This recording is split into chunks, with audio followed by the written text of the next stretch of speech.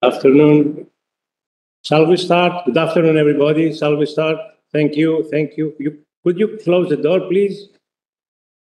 Thank you. Thank you very much. So,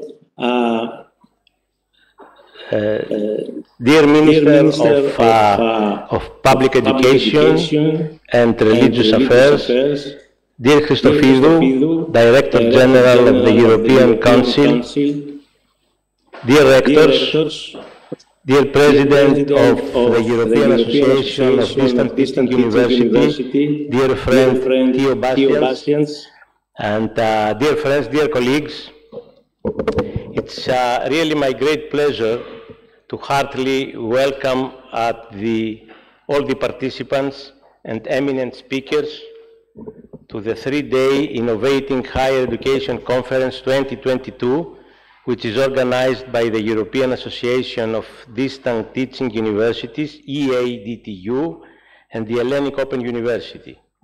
I would also like to say that I am especially proud of the Hellenic Open University for hosting this important event in Greece this year and for contributing in organizing and materializing this conference, since this is the first time in the history of the university that such an endeavor takes place. Ladies and gentlemen, when I assumed my duties as president of the Hellenic Open University, one of my first goals was to meet Dr. Liz Marr, she's here with us today, who was then president of EADTU, and Mr. George Ubak, he is also together with us. Thank you, George. The managing director of EADTU, in order to propose to host and co-organize this important conference. And this was because I always believed in Hellenic Open University potential and the value of open and distant education, lifelong learning, and internationalization of the higher education institutions. When the members of EADTU accepted my proposal, it was a truly pleasant development and at the same time a great challenge for me and for us. In the meantime, we met across epidemic difficulties. Today, almost 3 years have passed and the conference is finally hosted by the Hellenic Open University, but I am no longer the president. Developments sometimes occur faster than we plan and catch us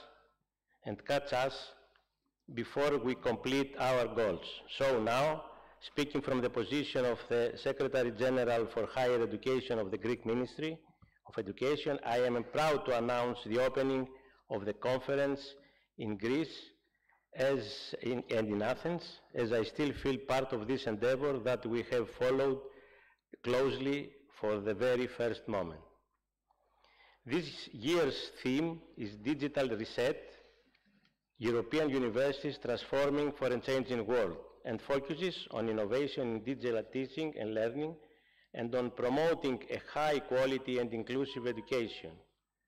The conference's theme comes at the most opportune moment in the development of the higher education landscape following the important societal changes that take place in this rapidly changed world. Some of the many topics of this year's conference include diversity and inclusion in open and online education, micro-credentials, internationalization and virtual mobility, artificial intelligence in teaching and learning, and online assessment.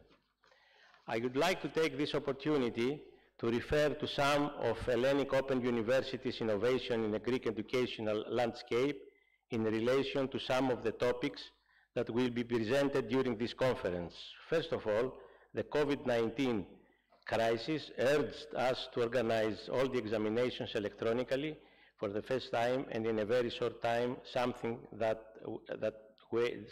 went conducted very successfully. Also, following the principle of tertiary education about everyone's right to a lifelong education, the Center for Continuing Education and Lifelong Learning of Open University was created, and of course, the university placed great emphasis on internationalization by pursuing cooperation with foreign institutions. I am very glad to see here today that more than 28 participant countries are with us, and organizations with the purpose of making the academic and cultural development possible and achieving constructive participants and activities.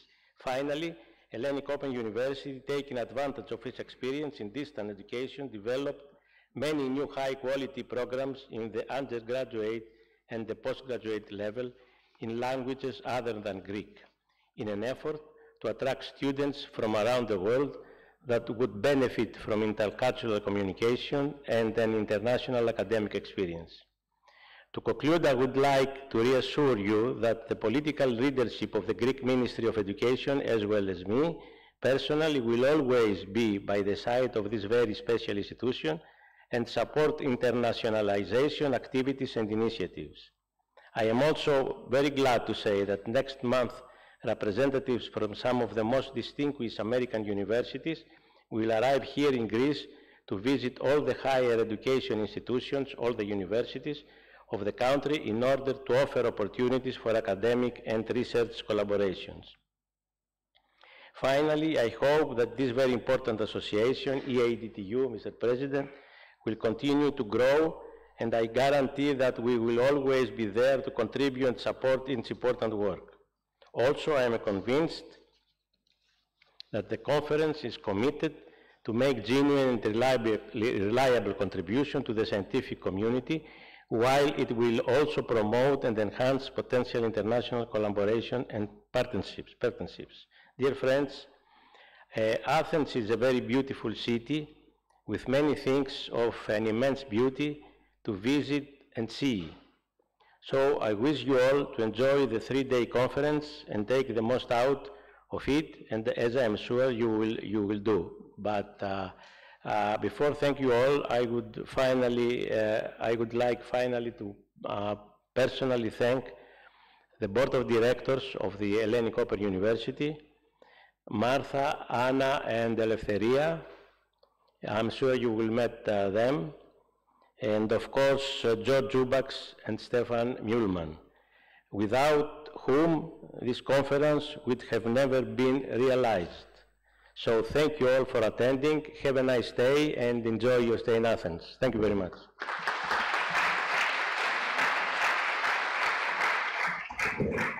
I would like to introduce to the audience the president. Yeah. The new president of the European Association of Distant Teaching Universities. He is with us, and is Professor Theo Bastian. Yeah. Thank you, Theo. Thank you. Thank you very much.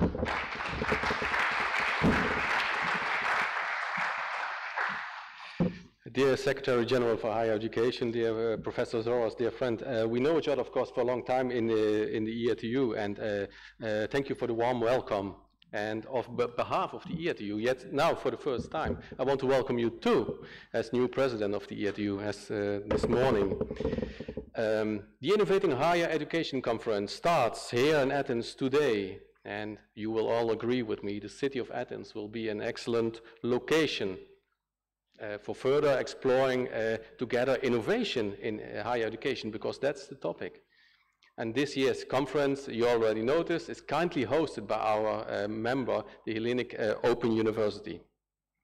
And EADTU, and what I heard from George, is it was a very pleasant and professional collaboration so far with HOU in organizing this event. So it's a great collaboration from both sides. And as a result, you cannot expect only an interesting exchange, of course, of expertise and experiences.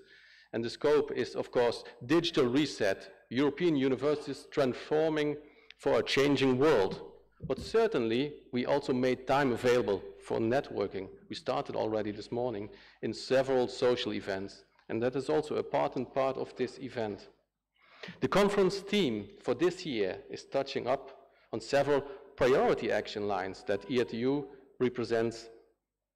And those are, just for example, synchronous, hybrid, blended, and online distance education, student readiness and support in digital education, the uptake of smaller online programs. Let's talk micro-credentials, but also artificial intelligence and learner analytics, e-assessment, and many, many more topics, as you see today and tomorrow.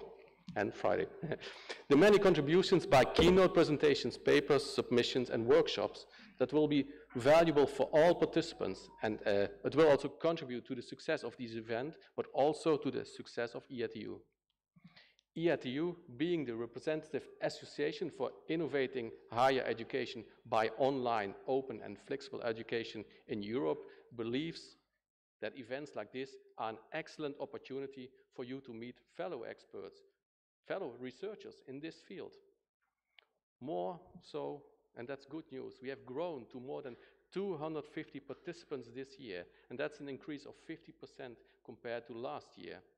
That also shows the importance and the relevance of conferences like this.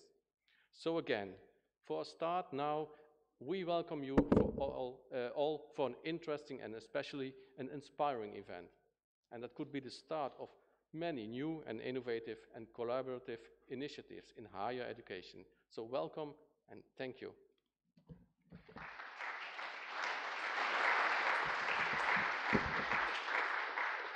And now I'm getting a little bit nervous, not only nervous because we have two great keynote speakers here today, but also because we have to switch to an online platform. So we open now the policy platform, and we start with Mrs. Timis Christ. Sport and Culture from the European Commission. Mrs. Christofino, you are here? Good morning. Good morning. Good afternoon. Good afternoon, rather. Welcome. In Brussels, it's still morning towards lunchtime. Great to have you. It's an honor. So please give your talk to us. Thank you.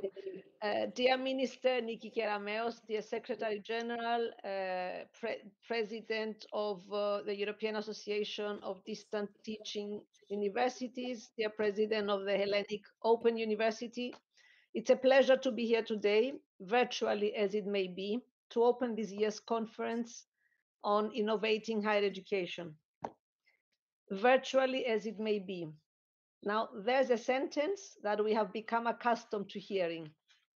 Our digital tools have multiplied our ability to meet and exchange, just as they multiplied the power of schools and universities to continue providing classes to their learners during the pandemic. In fact, the digital transition has placed universities in a central position to promote innovation. It acted as a force multiplier, even as it created a need for students, professors, and researchers to learn more and more advanced digital skills.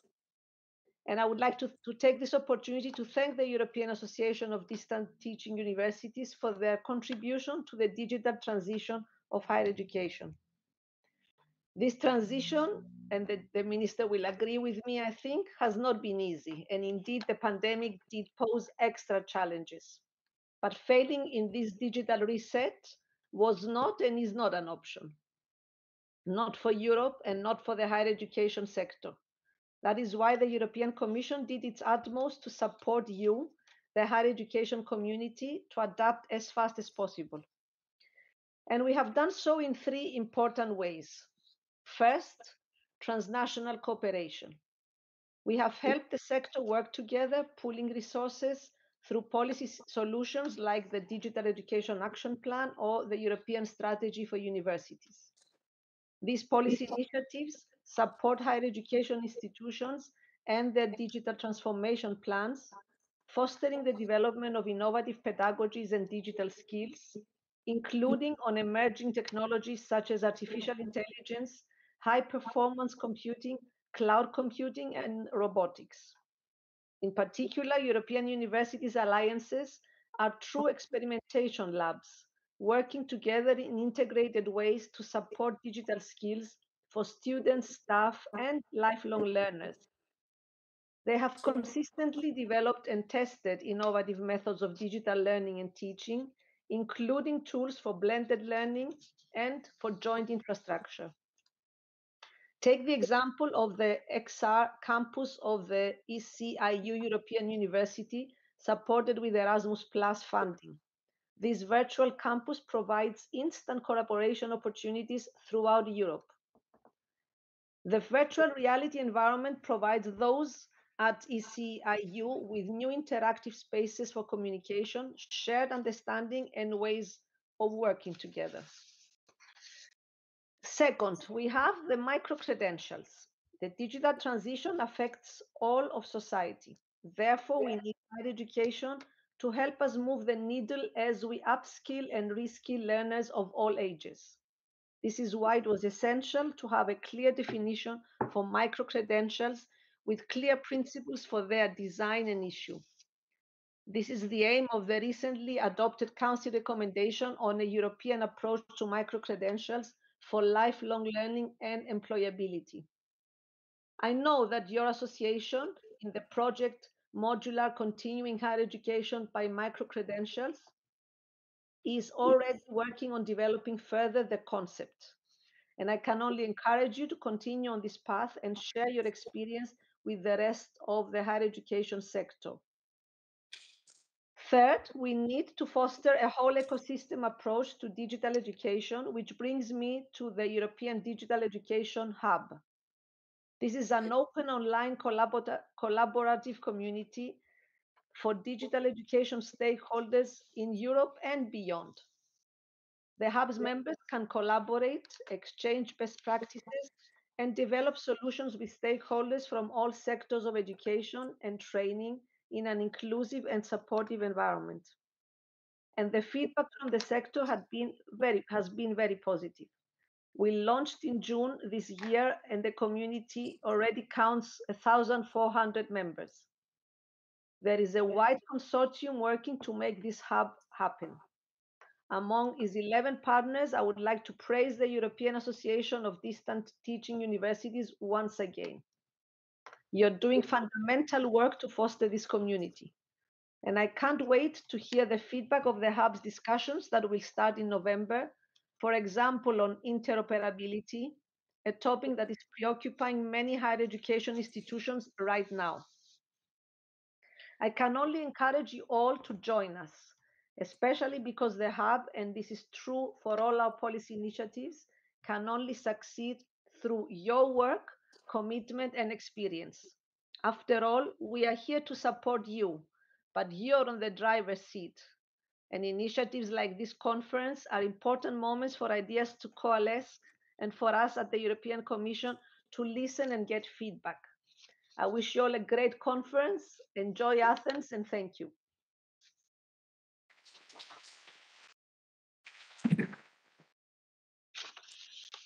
Thank you, Mrs. Christoforidou. Indeed, we all agree failing is not an option. And thank you for the inspiring word and our best regards back to Brussels. Thank you. So our next speaker is, and we're very proud to have her, Mrs. Niki Kerameus, Minister of Education of Greece. Mrs. Kerameus, you are here? Perfect.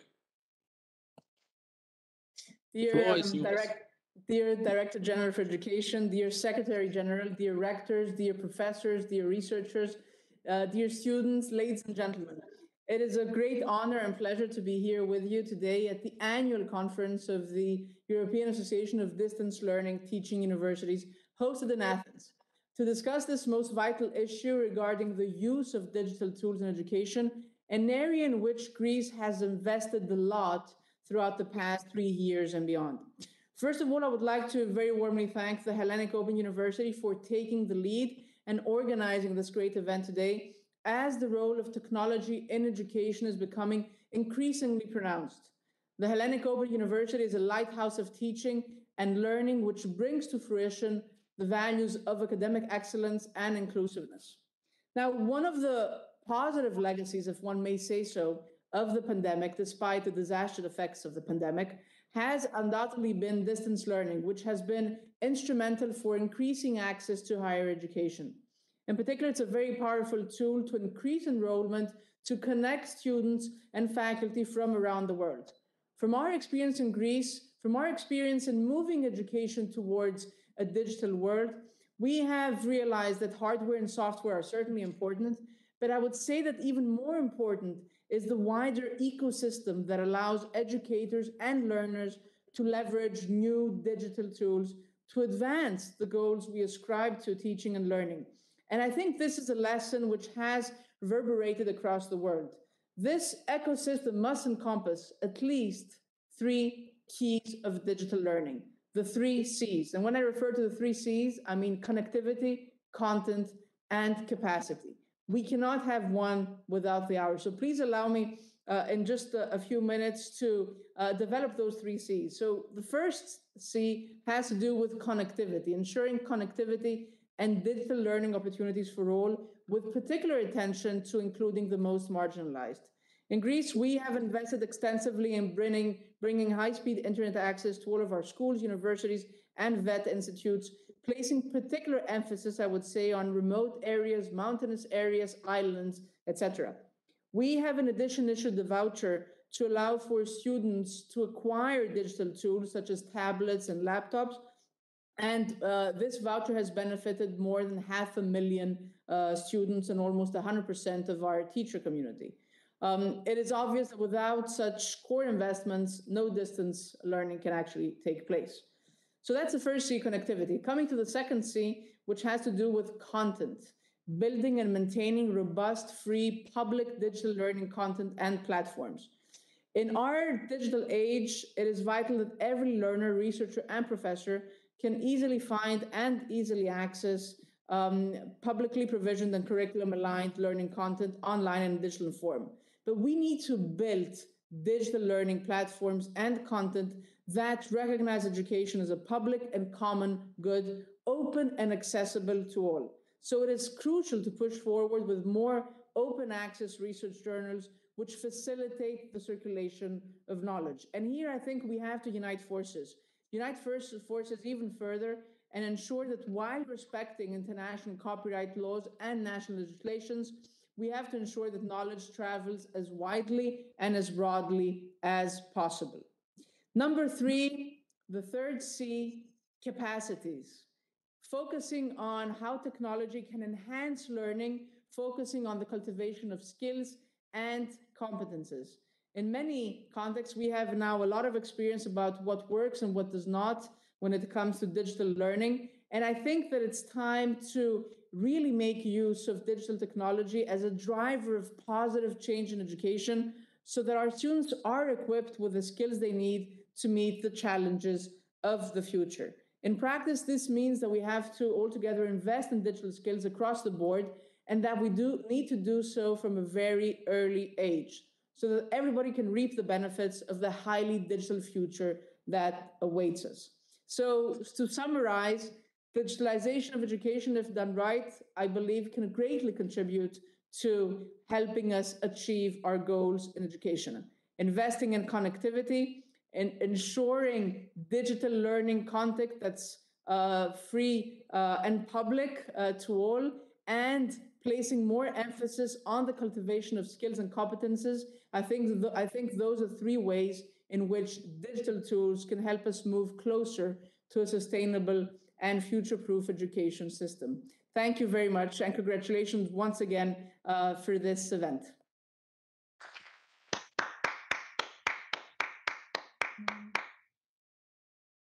Thank you, Mrs. Keromeus, for the nice speech. The 3 C's, I'm sure, I promise you, we will take them with us during this conference. It's just for all of you. Remember, connectivity, confidence, and capacities. I think these are great highlights to talk and to elaborate on the forthcoming days. So, both very thank you very much for being here with us for this conference, and albeit online, but that's of course also part, not ICT online. So it was really great having you, and yeah, thank you again. Okay, we come to the presidential address, and since I'm elected this morning, it was quite a challenge to put that up. But it's easier also if you're a professor of educational technology, and that's what I am. So I'm going to highlight some EADTU topics that are important. And in fact, they all have to do also with the 3 C's. So that's a coincidence. Okay, open and distance teaching universities have always been at the forefront of innovation. as they always have to serve a specific audience who could not get to a campus education. Because of the needs of these groups, open and distance learning had to be scalable, of high quality, but also affordable. Now, open and distance learning universities are moving towards a virtual campus, and that's also new for us partly. And we are now suddenly at the forefront of digital higher education, serving learners across our countries as well as the entire national higher education system in our countries. And since, let's not forget, the Open University in the UK was founded in 1969 already, 10 other open and distance universities in Europe offer distance learning. The target audience of adult learners. And open and distance learning was originally intended to provide a second chance, we all know, and make it possible to participate in university education and to provide continuing education and professional development from especially a lifelong learning perspective. In the early days, open and distance universities have developed quality courses in printed form in combination with multimedia materials, designed according to the most innovative pedagogies from the beginning on, and that must guarantee maximum accessibility through, of course, improved flexibility, because that's what we are, flexible. And that means learners study where and when they want. They became leaders in digital education. Our members retain the role of living labs for innovation and even also as facilitators of innovation in higher education systems in different countries. Teaching approaches in open and distant universities were always inspiring to traditional universities, as many teachers were once taught or even tutored at a distance university. And some of today's widely used educational design models, and also MOOCs, they origin, of course, from open universities. And with EADTU, we are forming a strong open and distance learning community with a common identity, open to people and open to other institutions and other stakeholders, with a common mission in each of our countries. With new technical possibilities and the focus more than ever on EdTech, educational technology, open and distance universities are now moving many steps further towards virtual campuses. They provide hybrid education using asynchronous but also synchronous course designs. They teach large groups of students while ensuring lively actions with staff and also smaller groups of peers, getting the most out of the digital environment. And with this, European open and distance universities develop their own teaching and learning ecosystem with the student at the center.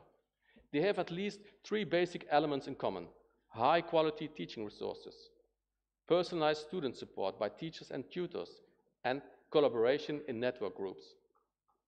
The new campus has also virtual classrooms where students can find their teacher, tutor, and fellow students, as well as their course materials and learning resources for starting interactive learning activities, individually or in collaboration with other students in this virtual classroom.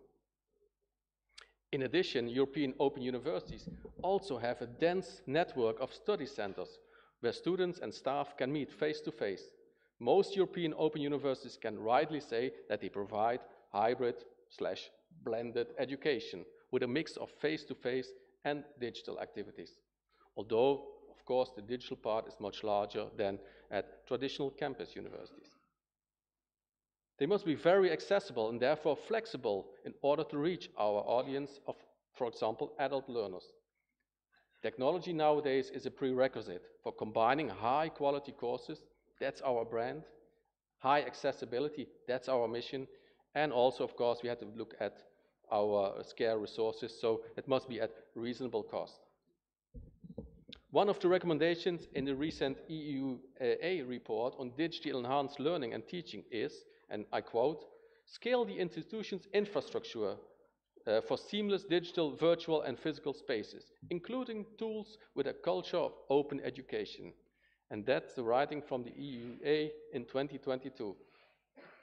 And that's clear. That's what open and distance learning universities already have developed, these spaces. We are at the forefront and can be proud about it. As in the past, we will share our experiences and continue to contribute to the mission, quality, and accessibility of the whole national higher education system. And we do that also truly, and you can see it here today, in a truly international context, for which we continue to organize these conferences, and also by other EADTU activities. The coming years will touch the mission of universities, and even more so that of open universities, as the education ministers of EU countries have launched the recommendations on micro-credentials. We talked about it in the General Assembly this morning. And the second one on individual learning accounts. They outline a joint policy in this area and have given themselves the task of implementing that. So that is really coming to us. Micro-credentials, of course, in the European labor market cycle of almost full employment in EU countries, but at the same time threatened by an unstable socio-economic situation as a result of course, the war in Ukraine. It is important that all people can continuously upskill and reskill and further develop all talents, regardless of their basic qualifications or job. This is necessary to generate innovative enterprises and services, SMEs, spin-offs and startups, and to activate regional development programs, so-called smart regions.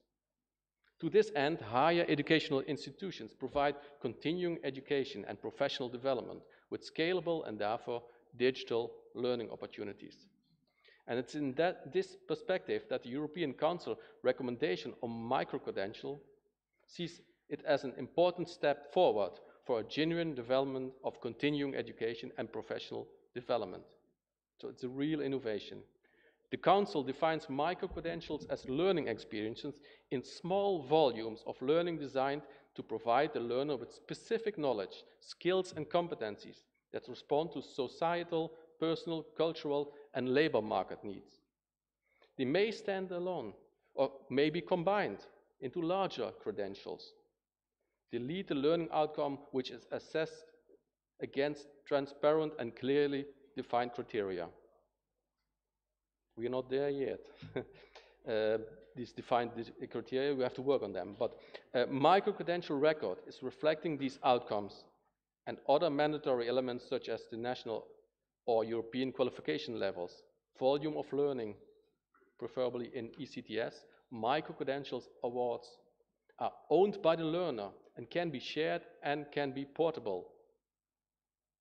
They are underpinned by quality assurance following agreed standards in the relevant sector or area of activity.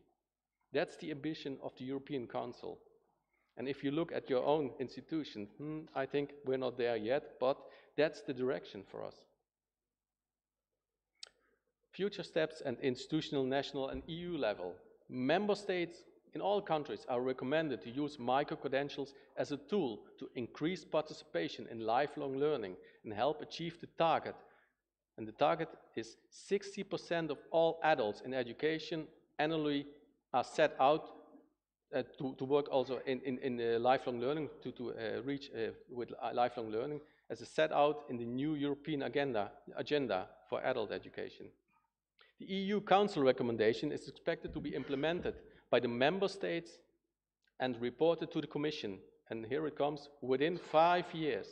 We have still 5 years to, with these micro-credentials to be recognized as qualifications for lifelong learning and professional development in the area of higher education.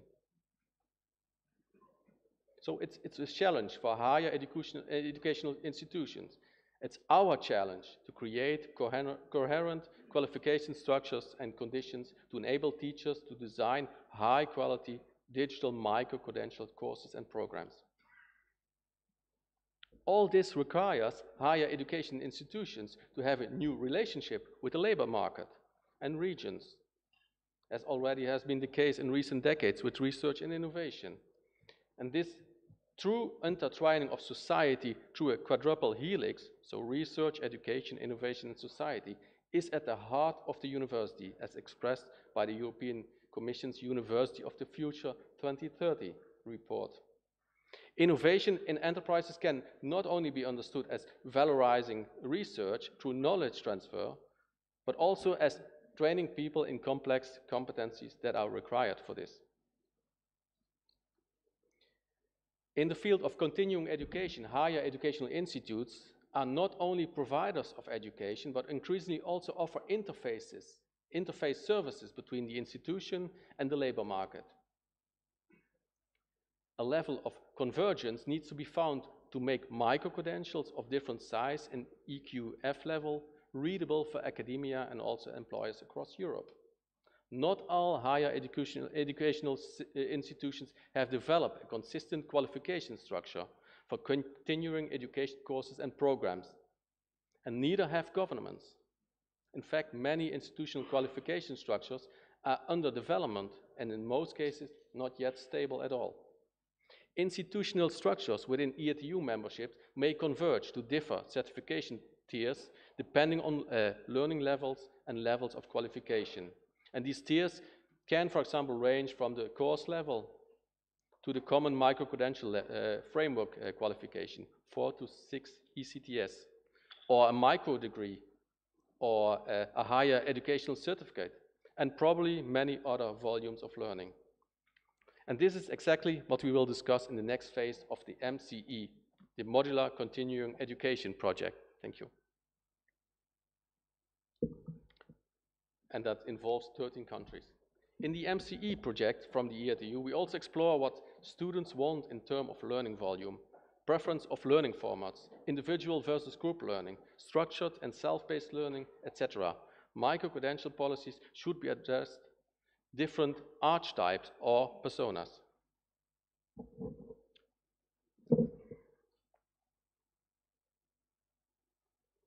Okay, the corona crisis had radically changed higher education. Some teachers are going back to normal, so back to pre-COVID times, and they may continue to record their lectures. Many students don't really want to come back to the campus. They end up watching their lectures at home. This is at the expense of the quality of higher education. It's a clear signal that pre-COVID teaching should no longer be an option here today. However, most educational institutions have learned from the crisis and are taking this as the basis for a fundamental change. The digital dimension increases the potential of teaching and learning. Keyword is active learning, in which students achieve a high cognitive level by performing authentic and complex tasks, close to the field or the profession they are in. Everywhere there's a huge need for professional development of teachers and for the creation of the necessary teaching and learning and IT support. Structures to achieve educational quality levels. This also includes developing an institutional vision, strategy, and also frameworks for digital higher education. And to support this, EADTU members in the Digital Project Pro have developed online courses on 3 main approaches to digital higher education: synchronous, hybrid, blended, and online distance learning. It is based upon data research and innovation in these areas. The course material of this project will be available as open resource on the Digital Pro website to be used for professional development across Europe. EADTU also provides services to the European Digital Education Hub of the European Commission. On behalf of the European Commission, it organizes clinics and mentorships on digital education at the request of individual staff or individual institutions with the support of European experts. It will also organize 3 short peer learning trajectories on synchronous, hybrid, blended, and online distance learning, respectively with scientists from KU Leuven, TU Delft, UOC, WOC, Open University of the Netherlands, and UNO. Based on their mission, open and distance learning universities have always embraced the principle of equity in education. All have developed a lot of experience and expertise with regard to diversity and inclusion. The EADTU Task Force for Diversity and Inclusion was established to examine current challenges and share solutions for a variety of topics: gender, migrants, ethnicity, functional disabilities, specific learning disabilities, prisoners, athletes, artists, army staff, social inclusion, and so on. The results of this task force are published this year on the EADTU website. Well, last year, EADTU also created a special interest group on e-assessment, sharing institutional strategies and good practices regarding e-assessment in view of needs during and after COVID. The group was consisting of 17 member universities, and the report of this special interest group was published on the EADTU website. So, through the last decades, EADTU and members have worked on issues which are key in the development of digital higher education and lifelong learning. We share this knowledge and expertise, for example, through monthly Empower webinar weeks. Also, we are organizing national and local seminars in the membership, 6 locations every year on topics of interest, as well as consultations on demand. Together with the courses and reports mentioned, this is a significant effort for continuous professional development of university staff and contributes to mid- and long-term strategies of universities. EADTU also welcomes the newest Erasmus Plus program of the European Commission. By integrating digital education and mobility, it lays a new foundation for academic collaboration and mobility for all, in a double sense, allowing lifelong learners to benefit from an international experience and staff to collaborate also intensively at all levels. Based on all the work done, EADTU will call the deans of the affiliated institutions to strengthen their cooperation and their network. And the first meeting of deans that will take place in November is at my university, the Open Universiteit. So to summarize it all, we are doing great things. We are at the forefront of change and innovation. The concept of an open university is copied by many others, but we are the original, and that is something we should be proud of. For the forthcoming 2 years, I see it also as my duty to spread the word. It's a task for us all. Let's get loud and let Europe know what great topics we address, what great teaching and research we do, and how important our function in society is. Yes, in the past, we sometimes have been too shy. The world should get to know us better. But for that, we need to connect ourselves even more. Let's make EADTU the community of all who are working or are interested in open and distance learning. At EADTU, you will find the knowledge, the support, and your companions. EADTU as a close friend. That would be my wish for all of you. Thank you very much.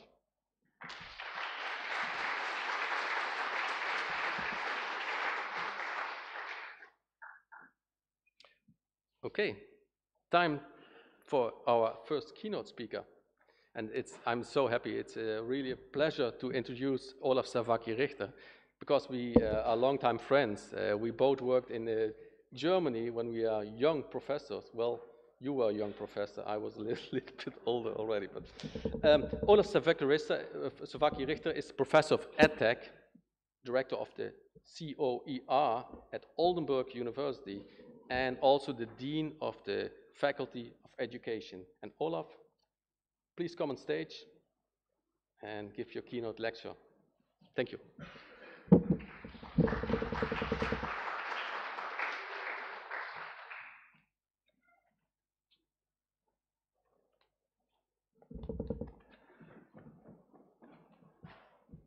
So thank you very much, Theo, for your nice introduction and my heartfelt congratulations on your election as the new president of the EADTU. Is it started? No? Could you?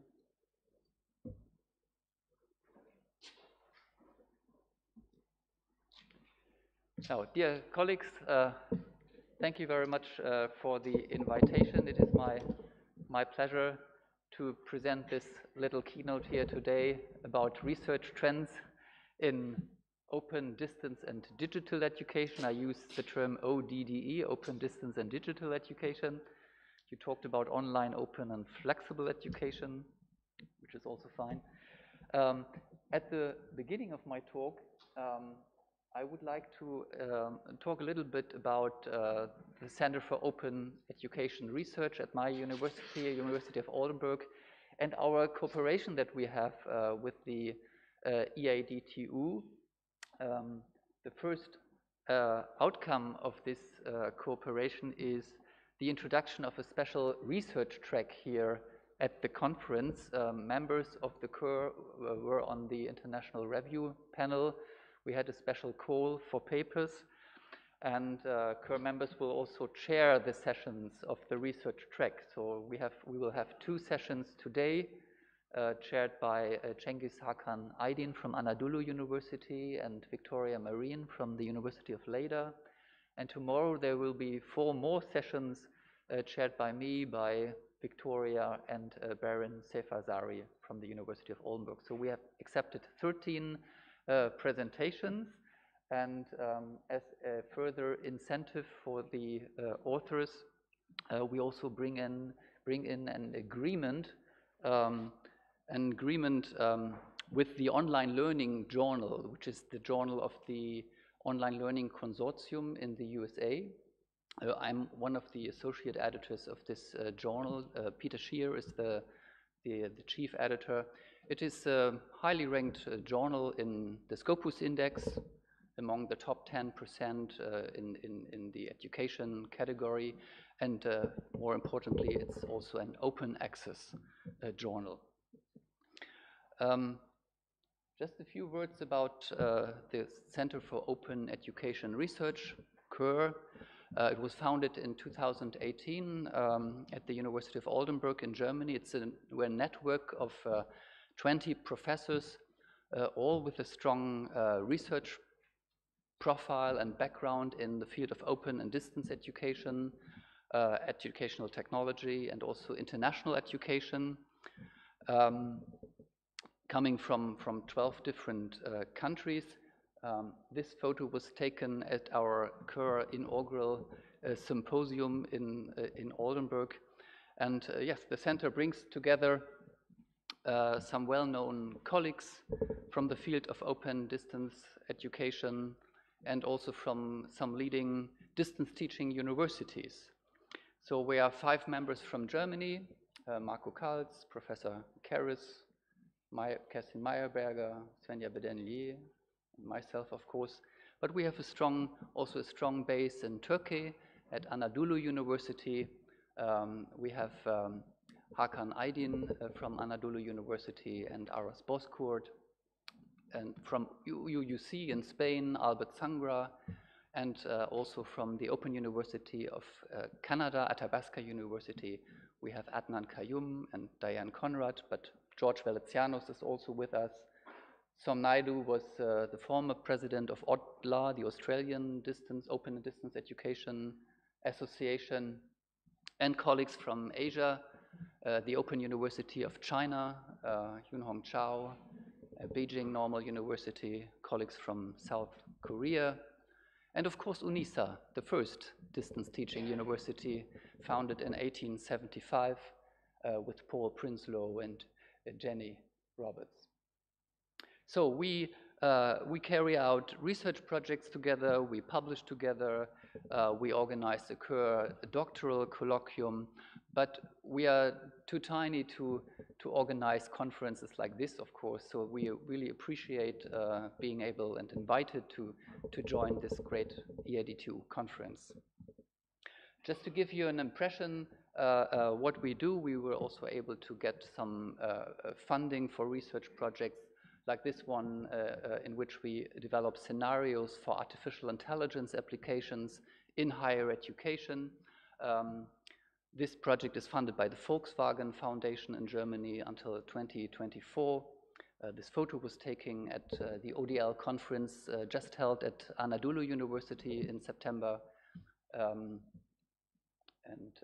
We also finished a project about distributed digital learning architectures that was funded by the German Ministry of Education, and published a book about the developments in the field of OER development and dissemination around the world. And this book is, of course, published in an open access format. And we also do some consulting projects, evaluations, and quality audits. This is here together with Kyung-Mei Lee from the University of Lancaster. That was quite interesting.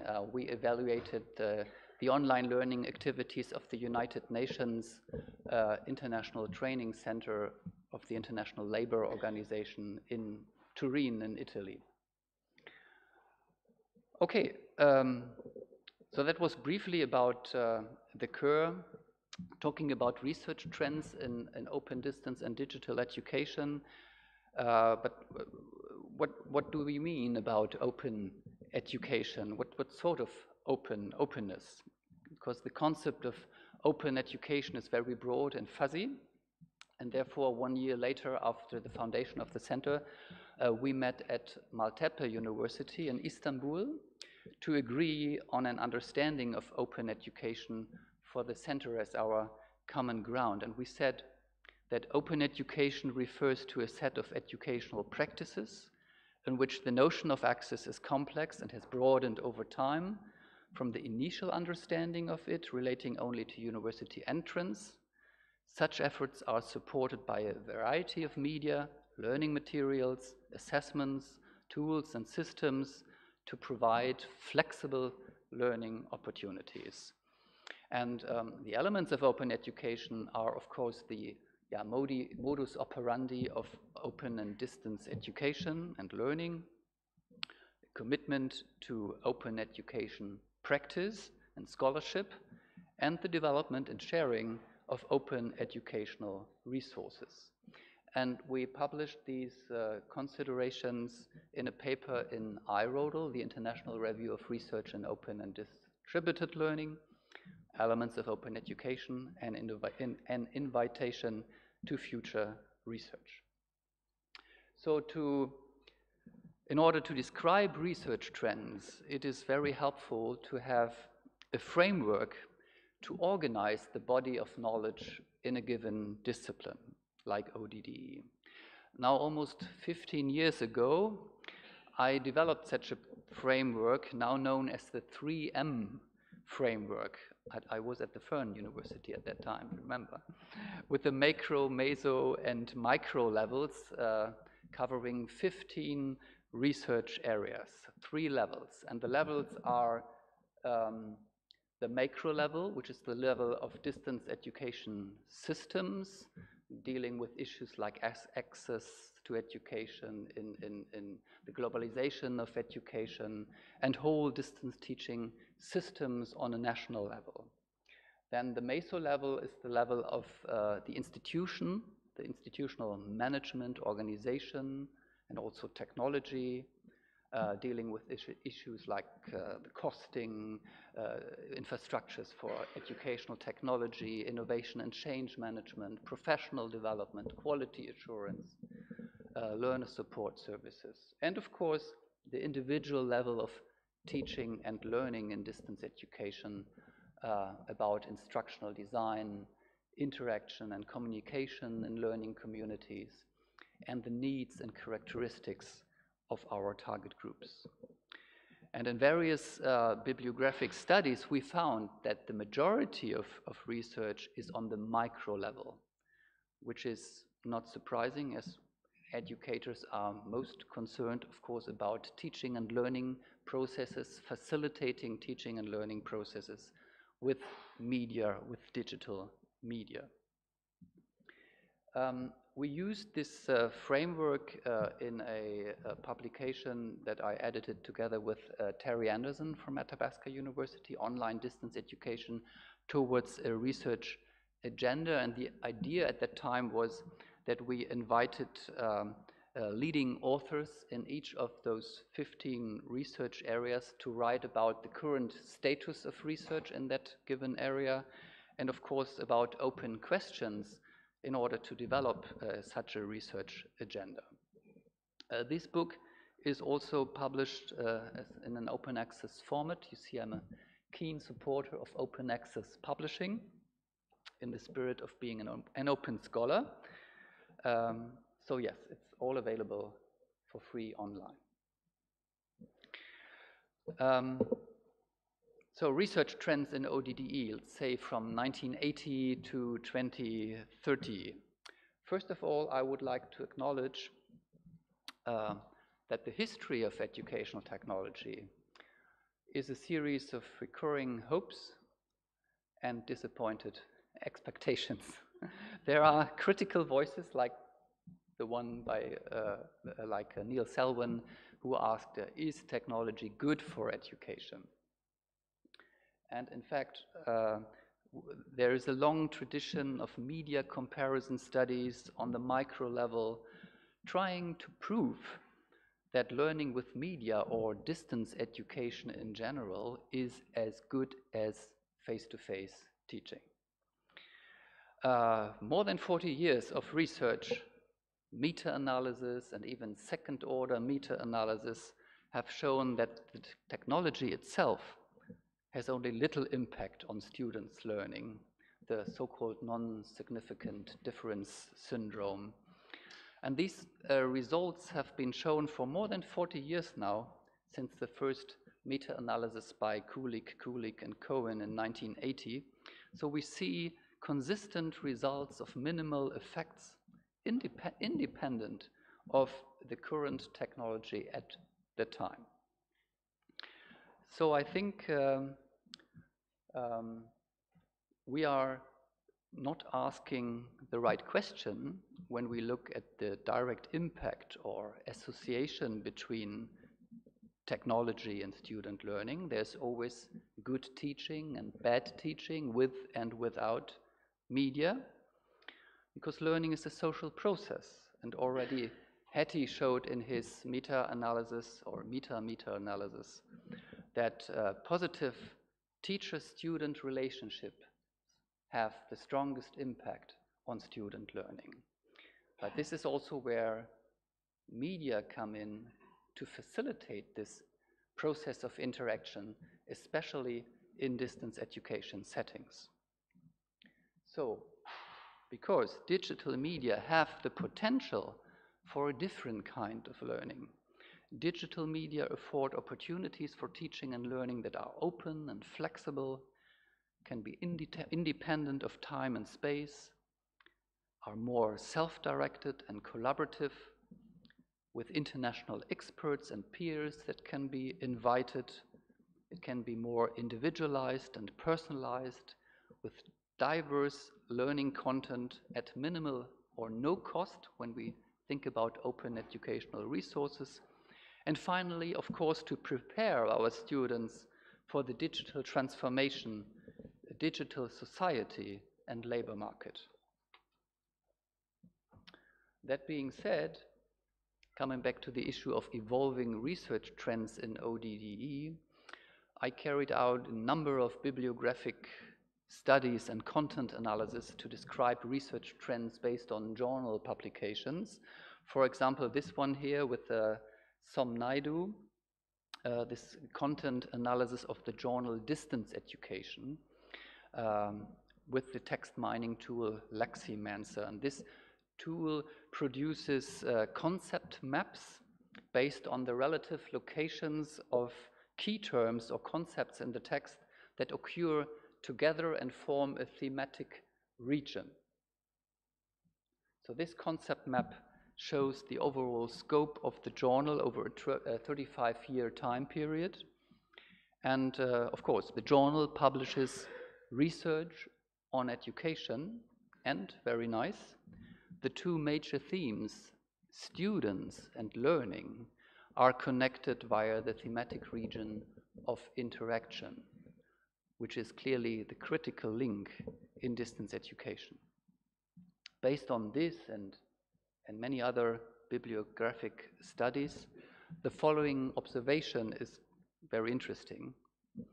In the history of distance education research, there have been alternating waves of research.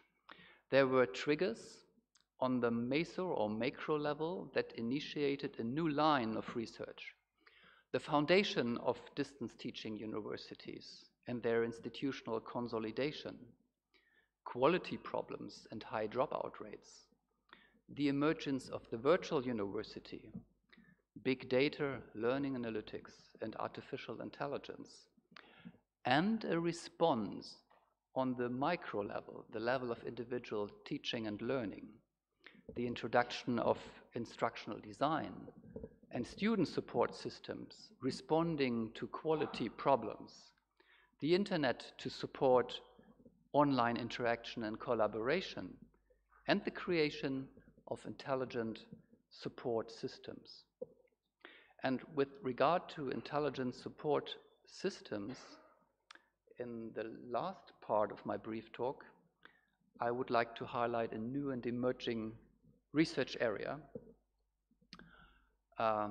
According to various international reports, artificial intelligence applications in education is one of the currently hottest emerging fields in educational technology. We did a systematic review of AI applications in higher education that was published in 2019 in the International Journal of Educational Technology in Higher Education. And this year, we were commissioned by the German Parliament, the Office for Technology Assessment, to update this systematic review. By the way, doing systematic reviews are very much en vogue recently. The method is coming from medicine and the health sciences, and we published a book on systematic reviews in educational research, which is of course also available, open access. So in our AIED review, we found that the field is highly dominated by colleagues from STEM disciplines. Less than 10% of the included studies were led by educators, which provided, of course, a strong rationale for our Volkswagen project, in which we do focus group discussions with educators to develop meaningful, pedagogically meaningful AI applications in higher education. And AIED is really an exploding field of research. In our update from November 2018 to the end of 21, in this short period of time, almost 3 times as many studies on this topic have been published as in the previous 10 years. And still the proportion of educational researchers is very low. But let me give a few examples. The biggest area of AI methods application is educational data mining and learning analytics. We term this area profiling and prediction. This example shows a student information dashboard in a study from the OU UK that should help faculty members to reach out to students at risk as a kind of early warning system. This is great. However, of course, on the condition that ethical issues and issues of privacy are not violated, and that students and the faculty members give their consent and know what kind of data is collected and for what purposes. In China in particular, there are many, many studies coming from China. There seem to be no limits to the analysis of student data. This is an example of a so-called classroom behavior management system with video installations in the classrooms and sensors to detect students' emotions and abnormal behavior, like inattention, cell phone use in class, leaving seats. So I just said we know that positive teacher-student relationships are most important for students' learning. So what influence can such a system have, such a surveillance system have on this relationship? Such questions need to be discussed, and I think those examples illustrate that the application of technology is sometimes questionable. Another last interesting area of AI application, especially for large-scale mega distance teaching universities, this is quite appealing, are automated grading or essay scoring systems.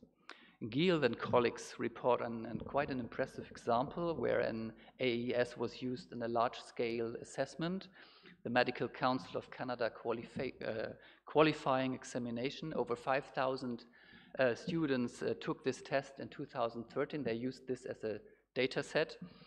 And at that time, 100 raters needed 4 days, approximately 3,000 hours to score the items. And they used a supervised machine learning algorithm to grade the test and arrived at over 98% agreement between the AI and human raters.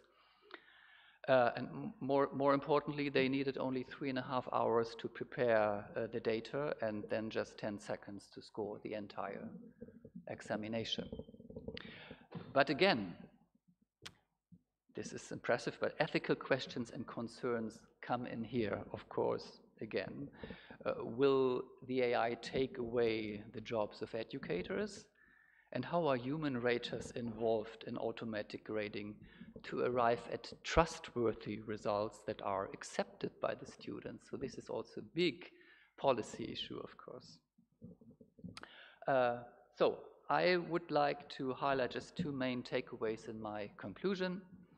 As also Theo said, we have a long heritage of open and distance education in terms of the theory, research, and development and practice we can build upon to inform evidence-based practice in digital education. And those who can build upon this experience, we do not have to reinvent the wheel on our path to online distance and digital education. And the second point is that the majority of research has been undertaken on the micro level of teaching and learning. However, more research and development is needed, especially on the institutional meso level and the educational system level, for a sustainable integration and implementation in our educational operations. For example, with regard to national infrastructures for OER, for publishing OER and sharing policies for implementing OER, integrating innovations like AI applications. One last thing I have for you.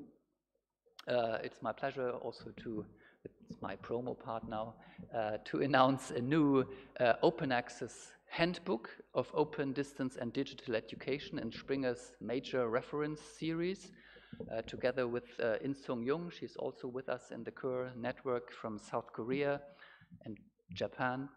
I started planning this book already in 2019, and we were also able to find money to make it open access.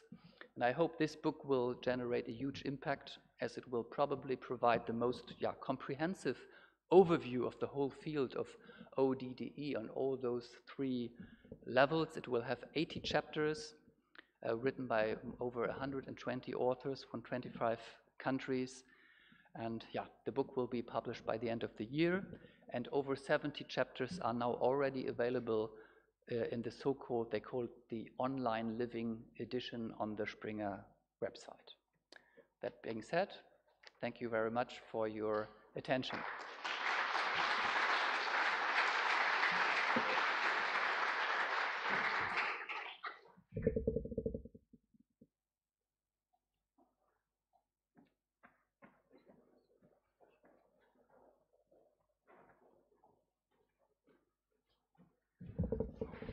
Well, this book of Olaf, it's really a recommendation because he's one of, you can tell, he's one of the experts in the field of distance and open education. That's funny, this technology-driven example you had from China, where an analysis is made of children's happiness from their faces. We had 2 weeks ago at the Open University, we had an honorary degree for Patti Maas. And Patti, maybe you can remember, she has one of the most popular TED Talks, The Sixth Sense. She had a mobile device that you could hang around your neck, and it would scan whoever was confronted with you. So if you saw a student, and the device could skip or could analyze every information from the internet about that person within seconds. So you had more information about that person than the person himself. So that's technology-driven research that may be discussable. Yeah. So, ladies and gentlemen, if I may, sure. It is my pleasure to introduce the next speaker. Who is that? As far as I know, is someone called Theo Bastian, the current president of the EADTU, just recently elected, but he will be, you will be speaking as rector of the Open University in Netherlands, and Theo will be talking about Dutch University supporting open educational resources. The floor is yours, Theo. Thank you very much. You get an overkill of Theo this afternoon, but that is a coincidence because I was asked for this keynote probably a year ago, so before even I knew that there was a possibility to become a president. So, but I think you should stay if you want to leave, because I think it's a really interesting topic I have to talk to you about, because we as Dutch universities, we started an initiative, a national initiative, and that's about supporting open educational resources. And it's a very short keynote, and we are all familiar with learning materials. We all do. Years ago, it was almost a synonym for study books, not? Nowadays, it's so much more than only printed materials, learning materials. And we, as presidents, rectors, executive boards in general, in the whole of the Netherlands, were a little worried where the future is taking us. We see rising costs of materials, and we see too much dependency on publishing firms and also software companies. And it is often the case that our own researchers create new knowledge. They publish articles and books or write learning materials for commercial publishers. And these materials, yeah, we can buy them back, not? We can buy them back, our students buy them back, our teachers, and often at high cost. And all universities in the Netherlands, and that's really unique, wanted to make a statement. In a broad national program, we call that the Accelerator Plan, Educational Innovation with ICT, we came up with a plan that had to give an answer on the following question.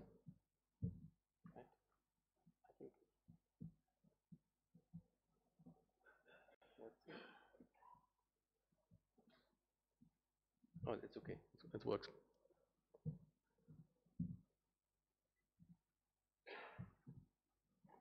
How can institutions in higher education, so in the Netherlands, classical research universities and universities of applied science, develop a more efficient and accessible system for digital and open learning materials, where the responsibility and the ownership is still at the educational institution? And we formulated two related ambitions: to create a national ecosystem for the use of digital and open learning materials. And these are a national initiative, of course, for developing and reuse of these open learning materials, but also a national agreement system to put the whole entirety of agreements that is needed to develop and use learning materials, and to keep the control in the hands of the institutions. And for that, we also developed a joint purchasing strategy. A prior analysis showed that our institutions are currently insufficiently able to exert any influence on the chain of digital learning materials. We don't have any influence on the usage, the productions, etc.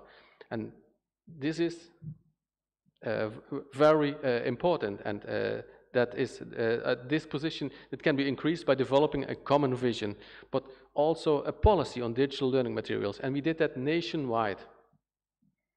And we asked a very experienced retired former university president, Huub de Jong, with great standing at all institutions, and with support of a consultant, Dennis van den Berg, to take this complex issue further and ask them to develop a so-called charcoal sketch. So what they did is, in 6 months, they held many interviews with students, lecturers, board members, deans, program managers, librarians, support staff, and experts. And the discussion topics were: what activities are there in the field of digital and open learning materials? How does the coordination and cooperation between institutions work regarding the development of learning materials? How is leadership involved in decision-making regarding these materials? And where are the improvements in collaboration possible? And the interviews revealed, in fact, that there is a shared ambition among all Dutch institutions in the Netherlands.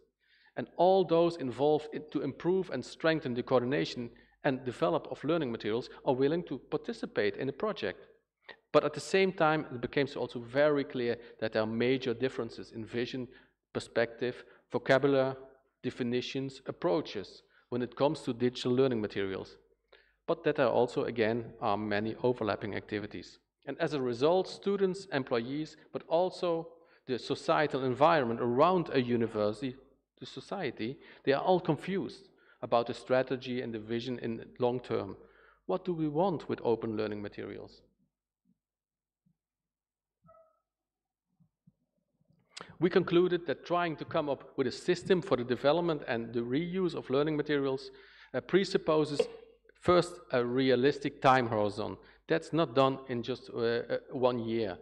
Cooperation between the public institutions, we are all state-funded universities, but also at a minimum a grand vision that we could share. All executive boards at every institution and also the ministry should really stand behind a grand vision.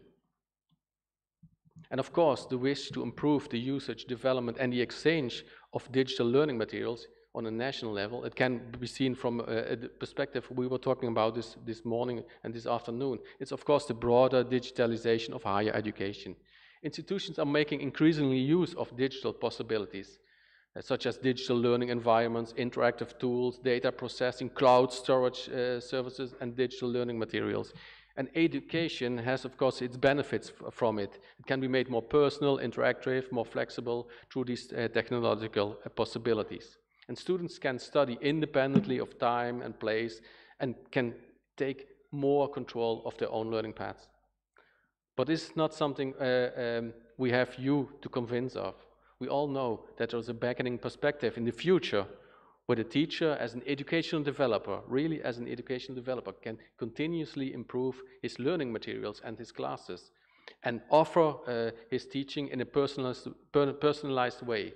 And that's thanks to, for example, educational data, learner analytics, where the teacher has an insight in, for example, the number of his students, their study results, and their individual learning paths, and also how they use and work and learn with these materials. Well, the developments in the field of digitalization of education are driven by various players, we all know that, under the guidance and supervision of educational ICT professionals, edtech companies, publishers, but also our own teaching and learning centers at campuses. All our universities are exploring possibilities. Government and international organizations such as SURF in the Netherlands, they support us in this, but it's not enough. We are all increasingly investing in the development of all kinds of online and digital education, such as ELOs, electronic learning environments, digital tests, educational games, interactive exercises, and many more. But not many researchers, boards, ask themselves the question how to relate to these new possibilities, and especially to these new players. And the magic of it all lies in funding an optimal, fruitful partnership in a digitally driven network society and to incorporate technical possibilities in such a way that the quality but also the accessibility of higher education is safeguarded. And without, of course, compromising the safety of the members of the educational community, our students and staff, of course. And then we are back at the autonomy of the educational institution. Because there are great worries about autonomy of the institution and also the digital security. But you might have heard of that. When we look at open learning materials, we often refer to open science as a great example where it worked very well. And the open science movement has already has an important goal to make publicly funded research accessible to everyone. Olaf is an example. Everything is open source. And it has taken off well in Europe, especially in the Netherlands, but also in Germany. So why not with learning materials? The arrival and the development of new tools, possibilities, new providers, and new dependencies require higher educational institutes to take a position with respect to digital and open learning materials in the system. Anyhow, each institution is involved in, if you want it or not, you're involved in its own way. Controlling the development, production, reuse, purchase of learning materials is a crucial task at our modern universities. And it's precisely on this theme that the interdependency between our institutions becomes apparent. Because also through the lifelong learning paths of our students who switch from university to course, but also through research consortia or shared infrastructures. And it was time for us in the Netherlands to see an added value of adequate mutual coordination in the field of learning and teaching resources. Well, it required a clear stance on two playing fields. Higher education institutions choose to develop digital and open learning materials themselves. or in co-creation with colleague institutions. And this is done according to the principle that learning materials that are the result of public funding should be available digitally to everyone. And now, maybe a little bit of disappointment, with this we don't mean anyone in the world, but every student in our higher educational system in the Netherlands. So it's open learning material for the participants. Second, higher educational institutions will jointly agree on the number of preconditions with regard to the purchase and co-creation of commercial learning materials. And that's very exciting. So that the future develops in that area, can take place under the direction of the institutions themselves and not by commercial publishers, big tech companies or others. And these preconditions are ensuring the autonomy of the higher educational institution so that the creativity of students and teachers continues to come into its own and the workload does not increase. Secondly, protect public values such as privacy and security of students and staff members. Third, ensure high quality, ensure accessibility of higher education of the system, in fact. Fourth, providing also career prospects, recognition, appreciation, and facilitation of teachers as developers of learning materials. All Dutch universities opt for a transparent and free exchange of learning materials. In the case of design and development by publishers or other commercial parties, the copyright on the content in principle remains at the institution and stays available for reuse by others. There were 3 steps to this adoption. With the declaration we made, as all universities, the Dutch higher educational institutions lay a foundation for a further step in the transformation into a digital and open learning material system. But if higher education is to deliver on the promise of those materials, in the end, several steps need to be taken. Taken into account that firstly, a wide range of high-quality open educational materials must be available. They are not yet. That these learning materials must be openly shared between the institutions. That's not the case yet. Reuse and found via a user-friendly technical infrastructure, which we don't have available yet. And that these must be also reused in an educational practice. So teachers must want to use the materials in it. So we defined 3 steps. First, it's in the field of developing and reuse of learning materials. That's the logic. We think that opportunities for the future development of learning materials mainly lie in large basic fundamental subjects, small niche subjects, very dynamic subjects, whose content changes quickly, and in very complex learning materials. So we focus only on these fields for the development of learning materials.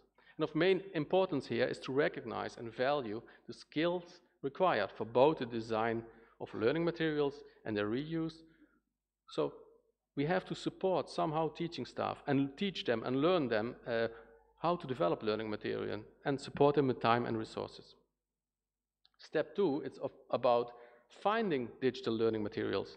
The open working method that we all embrace places high demands on the required technical infrastructure for storing, sharing, finding, or processing learning materials. The educational institutions have developed the first step towards such an infrastructure together with SURF, I mentioned it already, through the so-called, we call it the EduSource platform, but that's the first version about it. We are not there yet. It's just a website with a search engine and an underlying database, so we have to improve that. And step 3 is using, editing, and improving learning materials. The fact that reuse of open digital learning materials is currently still limited is partly due to the limited availability, the bad user-friendliness, the attractiveness, which is not attractive, and findability of open learning materials. So we have to improve that and make learning materials better and, of course, of high quality. So what we want to encourage is an open culture of open collaboration between our professors, but also to increase student involvement.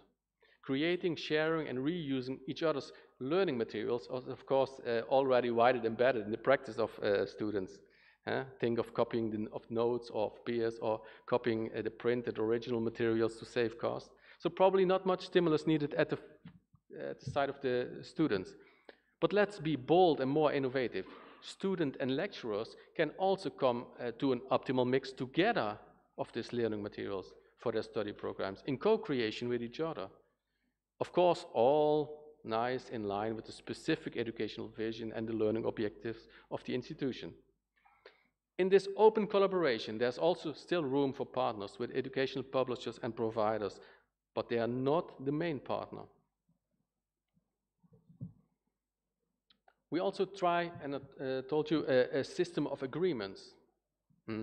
That's the entirety of agreements that are required to put control in hands of institutions.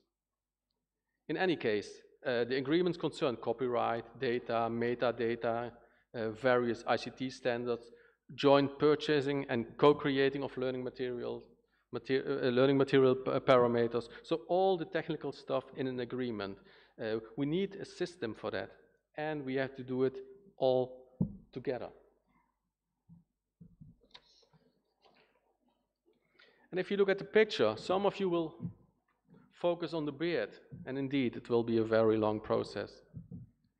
But, and I'll show you the process. It's there.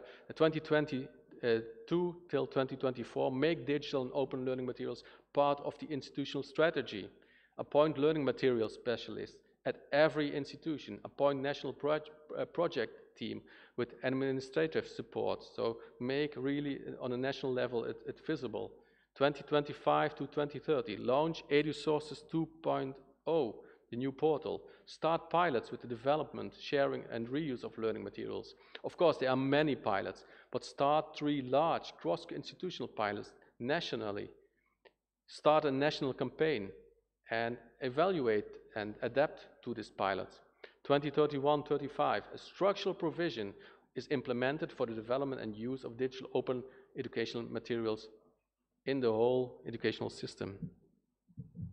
And I know you might not want to focus on the beard, but focus on the strength and the perseverance of all of us, because we all want this to happen, and it will take some time. It will happen, and it will change the future of education in our higher educational system. And it will be, in the end, more fair. Well, no result yet to present, but just a thought, and really something we try in the Netherlands. And I hope I could spark a little flame in you.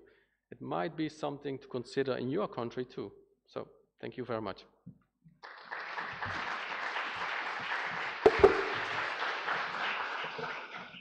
Thank you for a very interesting talk, and we look forward for the results, because it's something that we all relate to, this subject that you just brought to this conference. Thank you very much. And we move on to Alexander Notz. He is currently a senior expert in digitalization at the German Academic Exchange Service, and the floor is yours.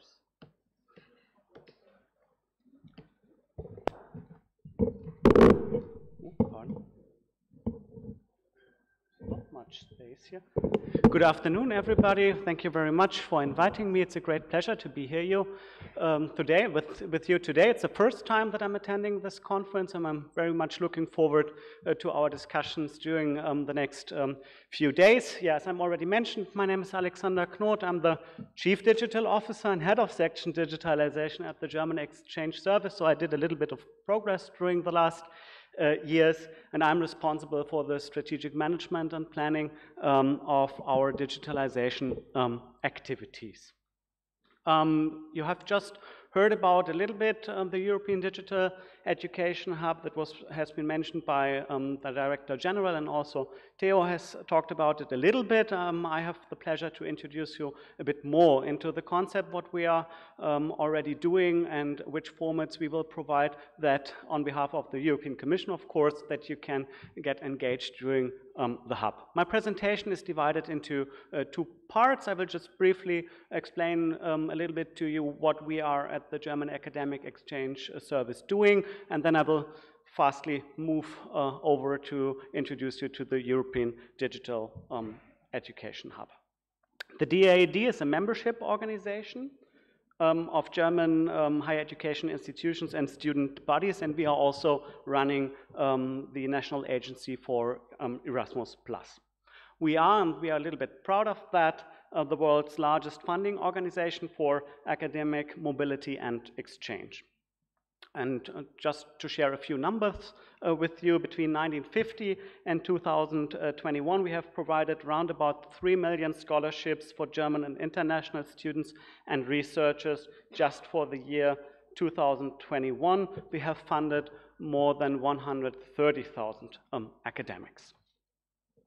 So what you can see already here is that making an international experience to making an international experience an integral part of all students and researchers' academic journey is at the heart of all our activities. We are always saying internationalization is already part of our DNA, and digitalization needs to become also part of our DNA, and that's why we are getting more and more engaged in the discussions with you, with experts, and with other partners from the different educational systems.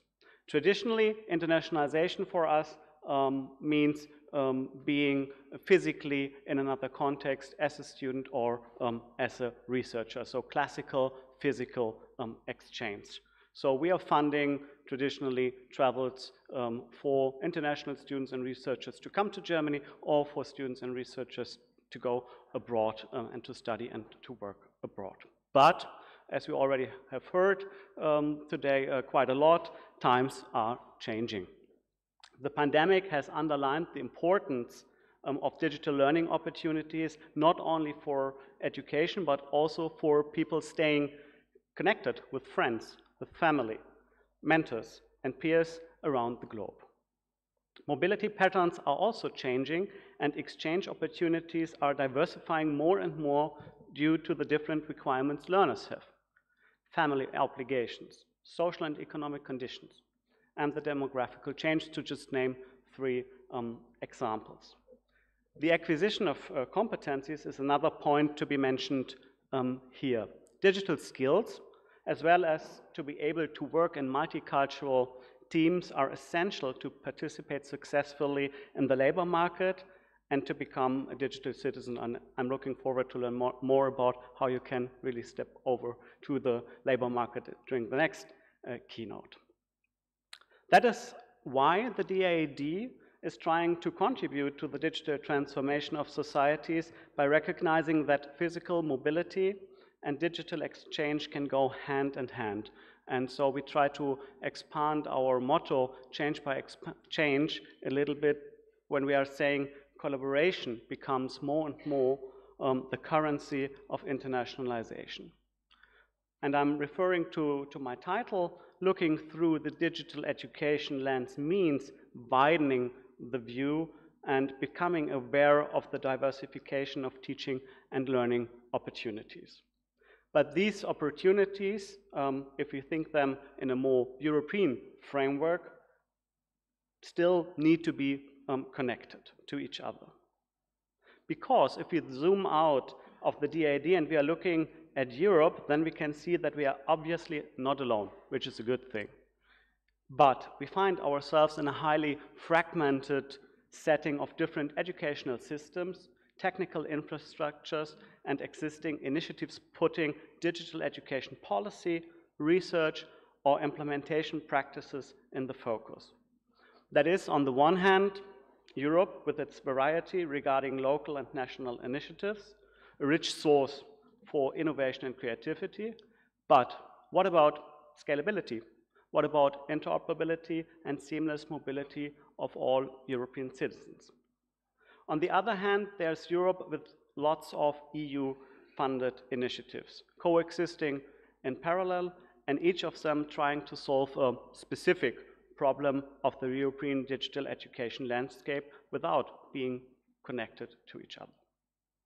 To use a metaphor that I really like and to describe the current situation, it feels, at least to me, that we are looking at the sea with lots of beautiful islands, and they are all really nice. I just saw a lot of them when I arrived with the airplane this morning, so they are really, really nice, and I would love to spend my holiday there. But how to build an archipelago out of them, to profit from more than one single island. When will a Europe-wide or worldwide interoperable ecosystem become a reality for learners, educators, and educational institutions? And what needs to be done on the policy level to contribute to our shared goals?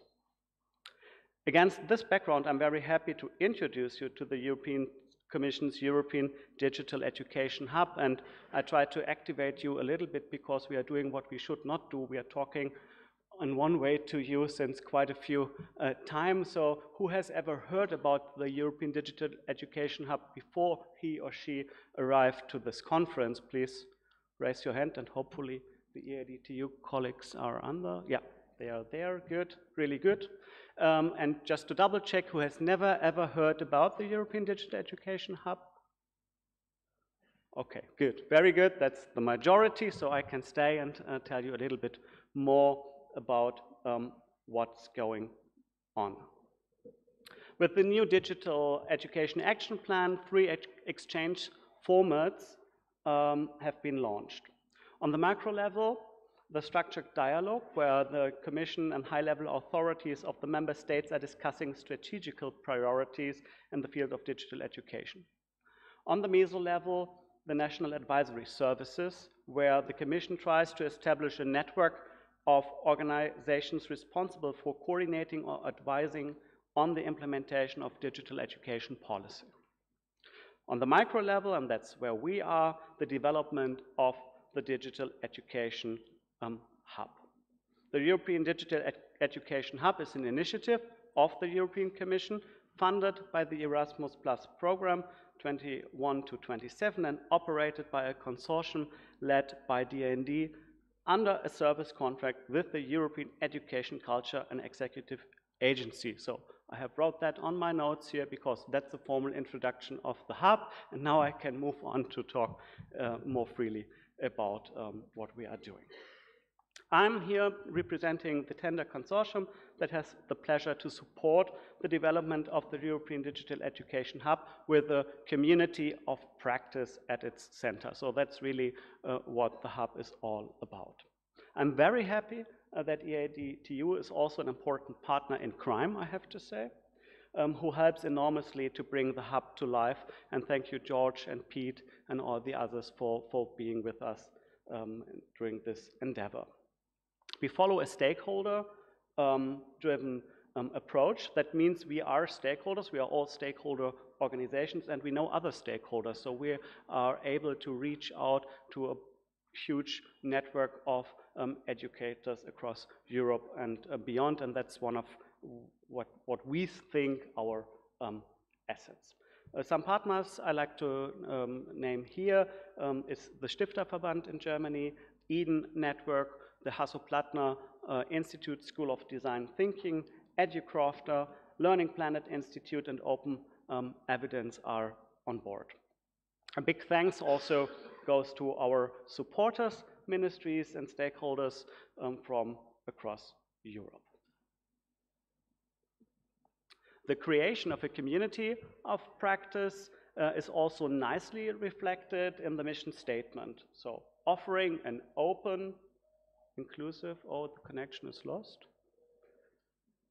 Nobody is on the line? Okay, good, we are back. Please hold the line and don't leave the room. So offering an open, inclusive, supportive, and practice-oriented community for digital education stakeholders where each member's experience and expertise are valued and where collaboration, mutual learning, and exchange are at the center of all activities. After an intensive testing and after an opening ceremony with the Commissioner Gabriel in July this year, we have made the hub's activities publicly available. But keep in mind, we are still in the first phase of launching the hub. It's a huge experimentation for all of us, for the Commission, for the agency, for our partners, for the users as well. So be nice to us and be patient. So we are happy to get any feedback from you that you would like to give us, positively, negatively, whatever. But please, we are sensitive as well. Be nice with us. So what does the European Digital Education Hub offer? A collaborative community of practice, a knowledge sharing and mapping and accelerating innovation in digital education, and that's why we are also very happy that we have strong ties to the EdTech sector, and we're trying them to be part of all of our hub activities. These activities are not limited to higher education. We are following a cross-sectoral approach, including school education, higher education, vocational educational training, and adult learning. And we also trying to be regionally diverse as much as possible, so that we can really reach out to each part of the European Union. So you might also ask, by looking at the manifold EU-funded projects, what's the added value for educational stakeholders and what's in it for me? I have 3 points. Horizontally, you have the chance to network and to learn from peers across Europe by exchanging ideas and good practices. Vertically, you are invited to contribute to the policy processes, because the Commission, as the Commissioner has already said, wants to learn from what is already happening on the ground. So your feedback is really, really useful to contribute to the policy processes and to the success of the initiatives. Lastly, you can work together with like-minded people to improve digital education in Europe and beyond. To get you all engaged and motivated to become an active part of the Hub, within the Hub framework, the Commission has defined a broad range of activities, and you can find almost all buzzwords of new formats here on that slide. So that's also part of the experimentation, to try and to find out what really suits our learners and the community most. You can see here thematic working groups, so-called squads. Thank you, and again to Catherine Mongenet for being our first squad leader and contributing so much to the first workshop we had in Tallinn this summer. I'm very much looking forward to the squad outcomes, which will be available soon and shared among the members of the Hub, and also on the European Education Area portal. The mentoring program, clinics, and peer learning trajectories, I will talk about that a little bit later, because that's EADTU responsible for. Publications, mapping of good practices, classical webinars, and design thinking workshops are also other formats we are working on. All activities will be announced and conducted on Microsoft Teams, a platform hosted by the European Commission. So this has advantages and disadvantages. We also like to hear your feedback on that, if that's a good idea or a very bad idea. Please check it out. I will share the links with you, how you can get there, how you can register on the Hub. So your feedback is very much welcome. Again, that's an experimentation. That's the first tender that the Commission has launched so far.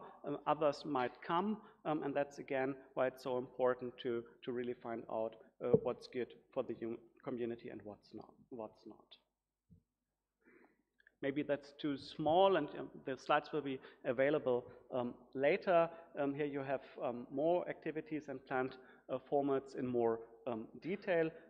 I'd like here only highlighting the informal discussions already going on Teams, the self-paced learning, online offers to guide through a knowledge-building journey on a specific digital education topic, and again, the accelerator program, which is an intensive training and mentoring for selected prototypes, really digital technological solutions over a period of 6 months. We are now in the second half of the first year in our tender and the following hub themes have been selected. Mainstreaming lessons learned from COVID-19, how to upscale and keep the momentum, digital education in times of crisis, emergency education enablers. This has very much to do with the war in Ukraine, of course. And the third one will be interoperable international digital ecosystems for education, where we try to work on a blueprint for the European Commission to really identify building blocks of an European-wide interoperability framework. Other outcomes will be policy papers, voices from the community, interviews, so the variety of outcomes is as broad as the variety of formats we are running.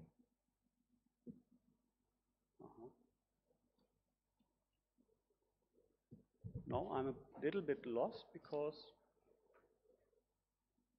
the slides differ a bit, but no problem at all. Just a few words more about the community of practice. As I said, an open and inclusive, supportive, and practice-oriented community for digital education stakeholders.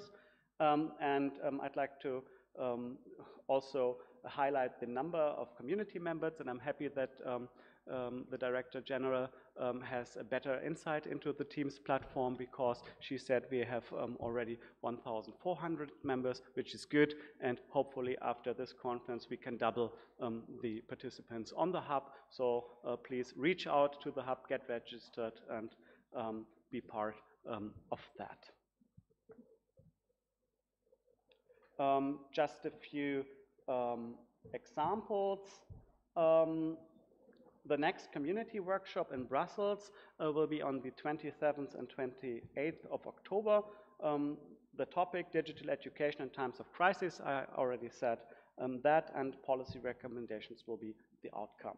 The one afterwards will be held in Berlin on the 22nd and 23rd of November, and then we will discuss the interoperability questions. So how does such a community workshop look like? Very practically, we will meet face-to-face, not more than 30 participants to work intensively together on these topics. And of course, I don't have to mention it, but it's free of charge and all costs will be covered. And you don't need to be a formally certified digital education expert, as I know you all are, but if you have somebody in mind who can be interested, who is affected by digital education, please invite he or she to register for one of our activities. Second example, knowledge building webinars. The next one is scheduled for the 27th of October. I personally say that's a great day because that's my birthday, and what could be a better gift than getting very much knowledge on digital education. So I think a perfect fit here. The event aims to present examples of how research could address practical digital educational challenges and discuss them with some experts and attendees. Some practical educational challenges that already have been collected in the previous knowledge building activities and related to teacher digital competence acquisition, leadership, and policy support for teachers will also be discussed. And the next one then is planned for the 28th of November, an expert round table. Yeah, the third works example comes from the design thinking workshop. We are really, really happy that the inventors of the design thinking methods, the Hasso-Plattner Institute and their School of Design Thinking are with us and providing very, very fascinating workshops in Potsdam, and the next one will be on the 21st and 22nd of November. Now we are coming to the work examples from EADTU, the online clinics. You have the chance to book an online meeting up to 2 hours with different European experts to discuss your specific challenge. And I definitely want to be part of one of those, because stepping into a clinic where my digital education systems will be cured, that sounds amazing. So I hope I can learn more from you, George and colleagues. Mentoring provides tailored guidance and advice on digital education to individuals, staff, or leadership of a single educational institution. The proposed formats will focus on, for example, use of digital devices, digital assessment, engagement of learners, micro-credentials, and continuing education and digital collaboration. 3 sessions of 2 hours have been planned so far, and respectively in the weeks of the 5th of December, 6th of January, and 1st of February in 2023. The third one from EADTU is peer learning trajectories, and as I have learned from the conference program, there are already peer learning activities that are an important part here of that conference. I think that's something similar or has to do with it. If you are interested in that, please reach out to the colleagues from EADTU. They are happy to explain that even much better than I can do. Yeah, they are really happy to onboard you to all of these activities. With that slide, I'd like to give you just a glimpse of how our discussions are going on the Microsoft Teams infrastructure. This is a screenshot, not too old, and you can see that the participants really discussing things among each other, that you can see that we have the different tasks organized by different threads there, and everything is, I would say, more or less self-explaining. So if you can use the chance to get onboarded there, please do so. Another point that I'd like to highlight is that we also have a dependance in Brussels. This guy here on the slide is my colleague Björn from the DAAD Brussels office. He is also organizing workshops, but with a more policy practice link to the work that's going on in Brussels and at the Commission. He's also involved in the National Advisory Service and on the structured dialogue on digital education and skills, and whenever you have something to mention to them or to the Brussels bubble, please reach out to Björn. Yes, I will do so. Just one last example or to show you a little bit how democratically organized we are. This is our scheme called the Innovation Funnel, and participants of the hub are deciding together on topics. They vote on topics so that we will be able to bring those topics on the table that are most important for the community. In the presentation, you will find a summary of all the events, a list of the next upcoming events and planned activities until spring 2023. You will get the link how you can find the European Education Area portal and also the registration page for the hub. And with that, I don't need to say anything more besides my appel to you. Please take a look, try to make sense out of what we are trying to build together. Be a collaborator, be active, and reach out to us whenever you have any question. Collaboration is key. That is with what I've started my presentation, and that remains until the end. Thank you very much for your attention, and happy to get engaged with you all later.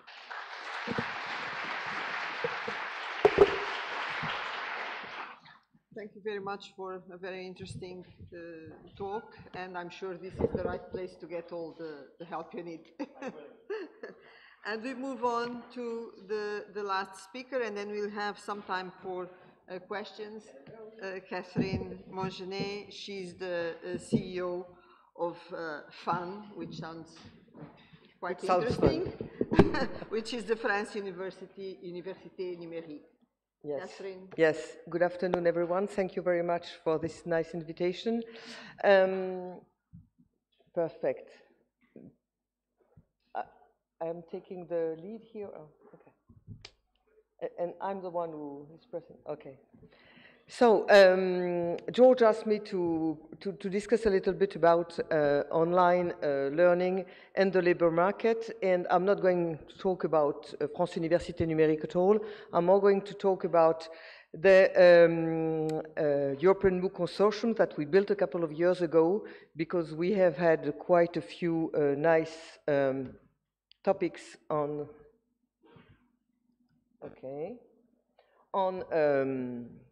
helping the labor market and bringing training to the labor market. So this doesn't seem to work. Let's see. What if I do that? Yeah, okay, sorry. So obviously continuous education and professional development is a very, very important issue in Europe. You all know that we do face many challenges, of course, the digitalization of many sectors, as well as lots of really important technical issues, social issues. Sustainable development is obviously something very important. We all learn even more during this last summer that this is something strategic. We are all in Europe in aging society, which means some changes that are quite important. We are all willing to talk about inclusion, to talk about men and women equity, all those social topics that are also quite important. And of course, we know that there are a lot of sectors where they will need new people with different skills. We know that jobs are going to appear, jobs are going to disappear, and we, as universities, as teachers, we have to answer those questions. To prepare this presentation, I went back to the latest CEDEFOP report. CEDEFOP, as you know, is a European center. The report is for 2020, so before the crisis. But anyway, what this report says is that, of course, Europe must improve and maintain high-level skills and competencies to remain competitive and innovative. Of course, skills are extremely essential, not only for people to access a job, but also to progress in this job, to change job. And in this report, I found some figures that I didn't really have the idea that they were that wow. Among the EU adult population, people between 25 and 64, 20% have low education. 43% has an insufficient level of digital skills. 18% have a low literacy, and 20% have a low numeracy.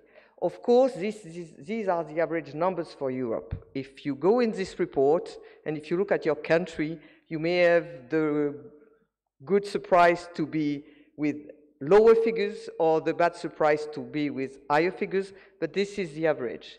And as a summary, what this report says is that in Europe, between 38% and 46% of this population with the working force of Europe, which represent between more than 100 million people to 128 million people, will need to have upskilling and reskillings in the next future. Some of those people are those people who have either low education or low literacy or insufficient competencies in digital skills. But some of those people are either medium educated or even high educated, and they are at risk of losing their job, losing their skills, or being in a job that is going to be obsolescent and they have to move back.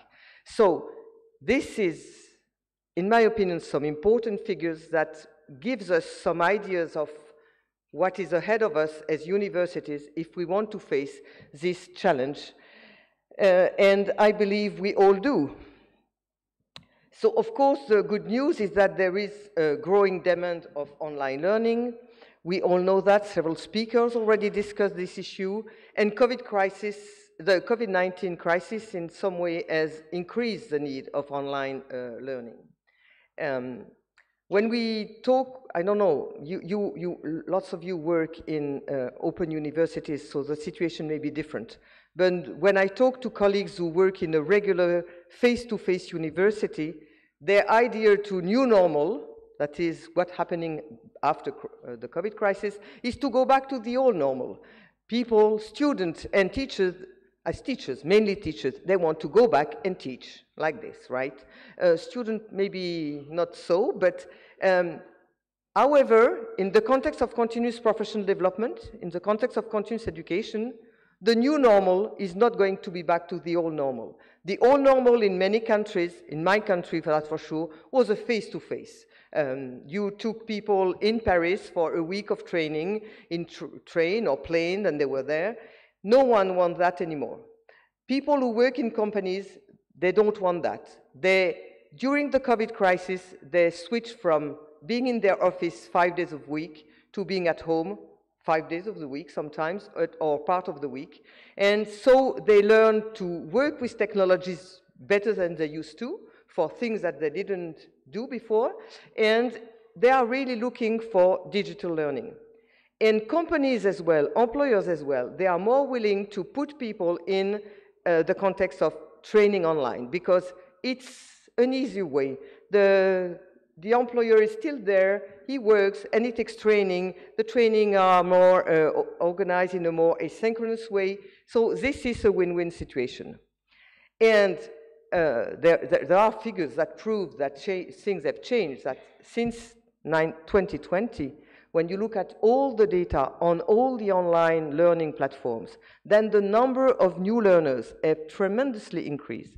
The number of new enrollments, of course, on courses have also increased. So all these figures seems to me good sign that the labor market is really looking forward for online training to make sure that they still have employees that fit the needs, that they have the skill that they need, and more importantly perhaps, that there are people out there that are willing to be trained to have the skills that this company needs today.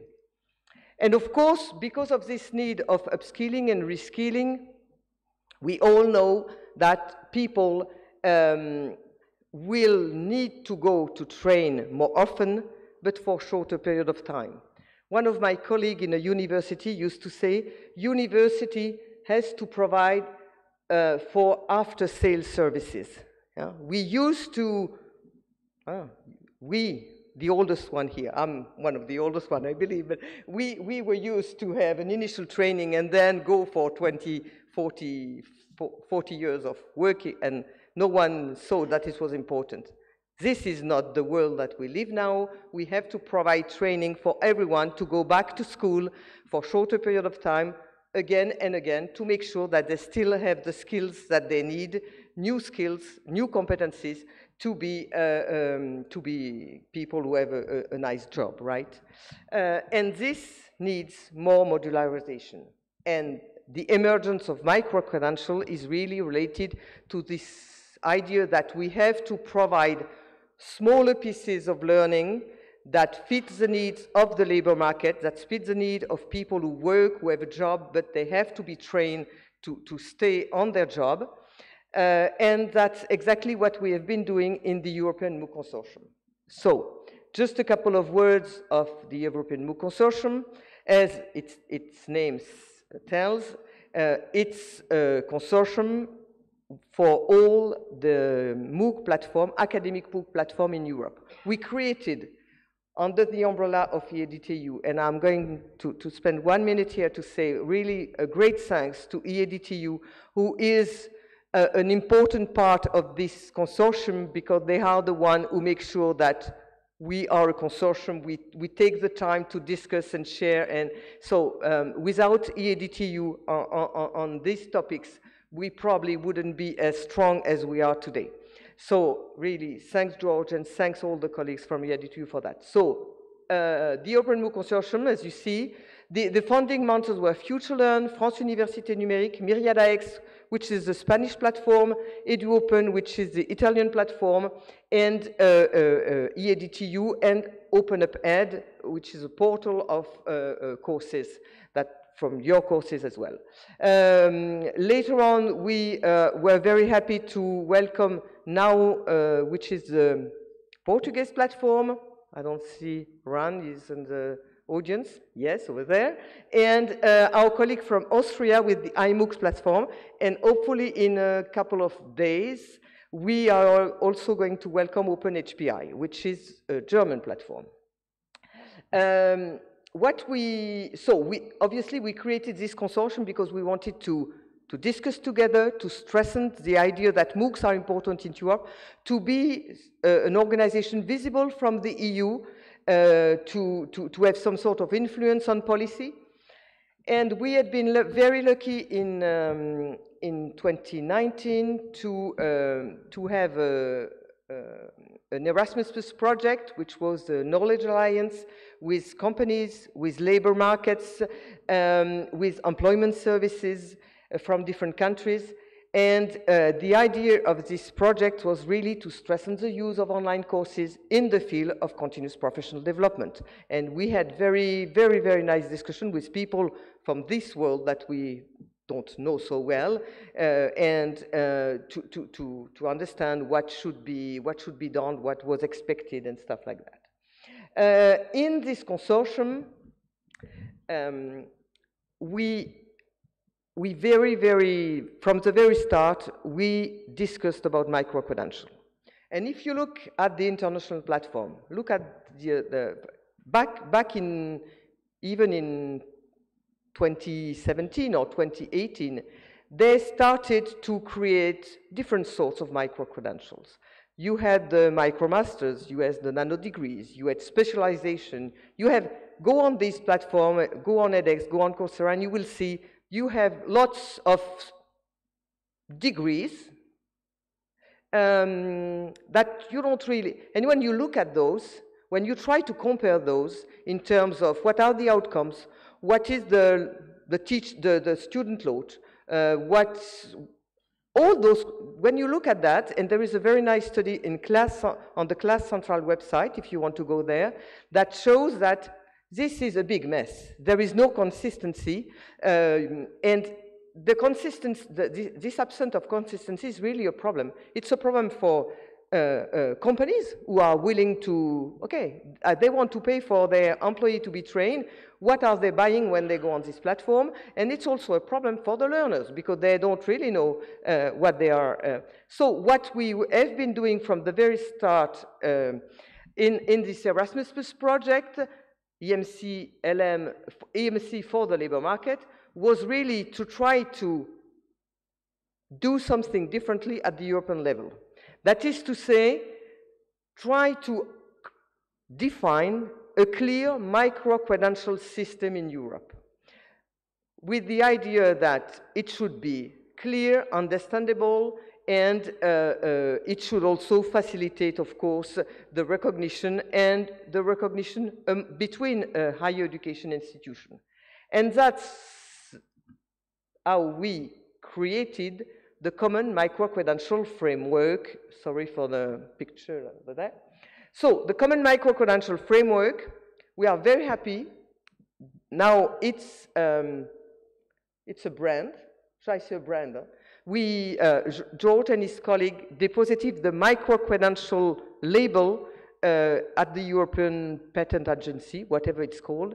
So now if you want to use this label, then let's say you come to the platforms, you talk to EADTU, and then you can see how you use this. this label. So what are the main ingredients of this label?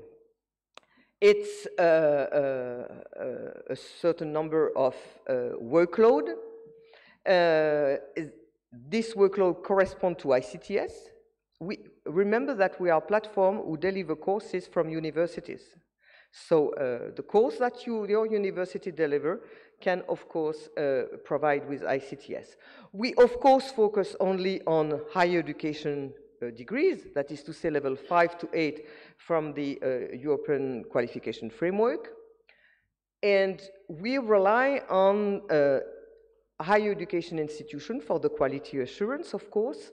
The assessment has to be clearly realized. We are not going to provide a micro-credential to someone who doesn't deserve it, so there is an assessment, of course, and we obviously make sure that we know who the person is, so we have a reliable method for ID verification.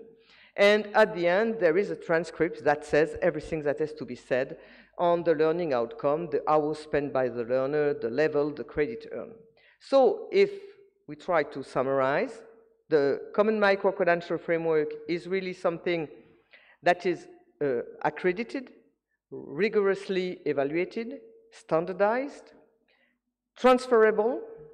You are going to go on one platform today and you are going to take a micro-credential. Maybe next year you need another micro-credential, and maybe in a few years you will go in a university and said, I already have this micro-credential, I would like to finish this degree. So the idea of transferability and stackability. And of course, as I just mentioned in my example, the mean to provide access to other qualification. So as you see, as Director General said in her presentation, with the European MOOC Consortium, we had been a little bit ahead of everyone by defining this common micro-credential framework. And of course, it was under nice supervision of the EU, and we have been very lucky to participate to the European approach for micro-credential. So as she didn't say in details in her presentation, but the EU launched a working group on micro-credential in February 2020. I think it's interesting to mention that this is something that has been carried on not only by the DG Education, but also by DG Employment, because we all understand that micro-credential is interesting both for degrees on campus, smaller degrees, but also for the labor market. And the objective of the European Commission, of course, with micro-credential is to provide a shared definition, common characteristics, and a roadmap for action. And in the new EU skills agenda that has been defined and that is running till 2025, there are 12 actions, and the 10th one is about a European approach to micro-credential. And on this last slide, I have copied, this is exactly the definition from the European Commission document that you can find on the EU site.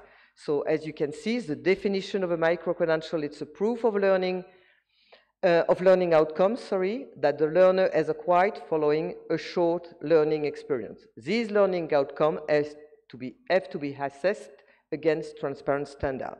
And if you look at the further definition of the proof, then you can find the ingredients that I have discussed in the Common Micro-Credential Framework. It's a certified document. We precise the learning outcome. It gives credit. It is portable. It can be combined in larger credential. And of course, it's underpinned by quality assurance. And for universities, this is something that basically we do every day. So, well, that was my last words. Thank you very much for your attention. We look forward to have more micro-credentials.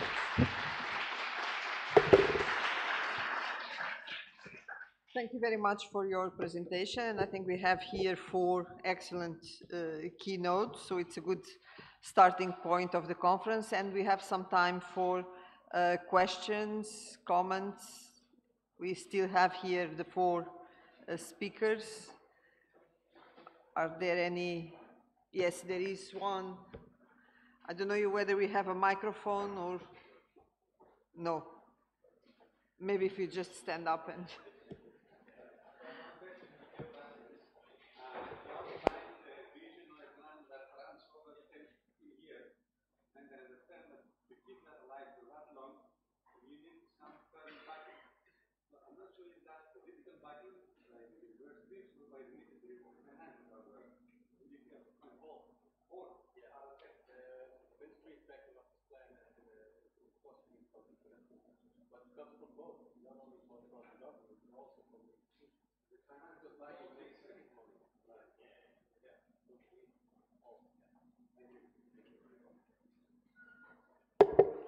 Okay, so I think during coffee we can exchange a couple of comments and questions as well, since we don't have a microphone here.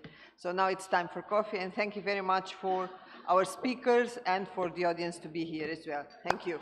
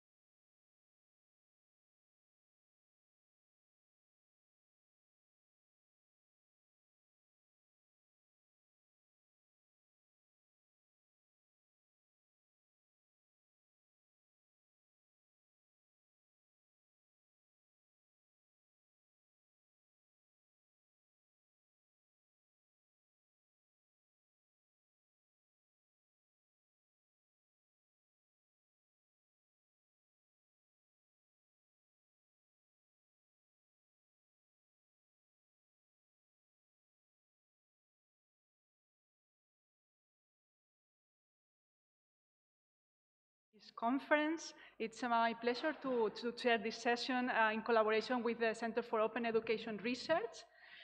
We have two interesting presentations regarding the topic online education in the post-COVID era.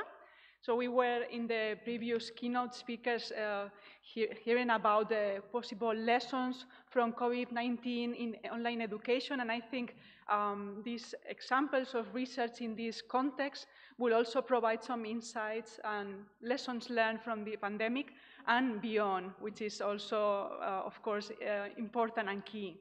So the first presentation is titled Clicking on with Confidence, the Influence of a MOOC on Students' Emotions and Online Learning Self-Efficacy.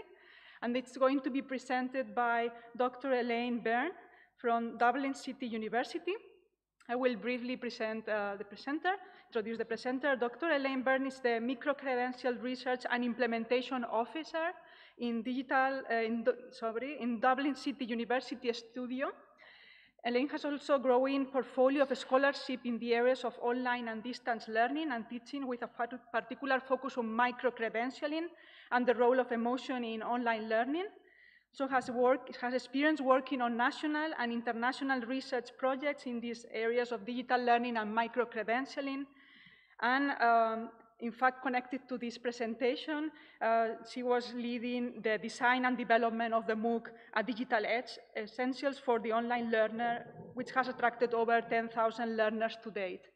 So with this presentation, with this introduction, I think I will leave the floor to you.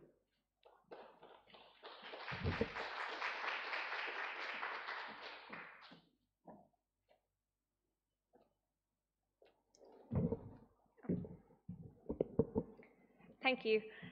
It's really great to be here. Wasn't expecting such a big room, but we'll adapt. Yeah, so as introduced, my name is Elaine Byrne, and I'm here to speak to you today on behalf of my colleagues, Mark, Mairead, and Cruther. And I'm going to talk to you a little bit about our research into the influence of an online learning preparatory MOOC on students' online learning self-efficacy and their emotions. And this research was conducted during the pandemic, when students needed to be supported in facing the anxiety and very real challenges associated with learning how to learn online, essentially overnight. It was really important to us to focus on the affective domain of online learning. It is often underestimated and is very under-researched in comparison to the cognitive domain of learning. But studies have increasingly shown a strong link between the affective side of learning and learning achievement and success. Now, a number of constructs come under the umbrella of affective learning, but for the purposes of this paper, we're going to look in particular at emotion and online learning self-efficacy. So emotion is recognized in the literature as a crucial factor that can constrain or facilitate a learning experience. It can influence attention, self-regulation, motivation, and ultimately learning success. We also know that emotion emerges from person-environment transactions. So a change in the mode of learning, such as what happened in this case, would likely to elicit emotion reactions among students that would influence their participation and performance. So it's really important that we understand and recognize emotions in this context. In terms of online learning self-efficacy, here we refer to a student's confidence in their ability to perform academic tasks in an online environment and perform those tasks successfully.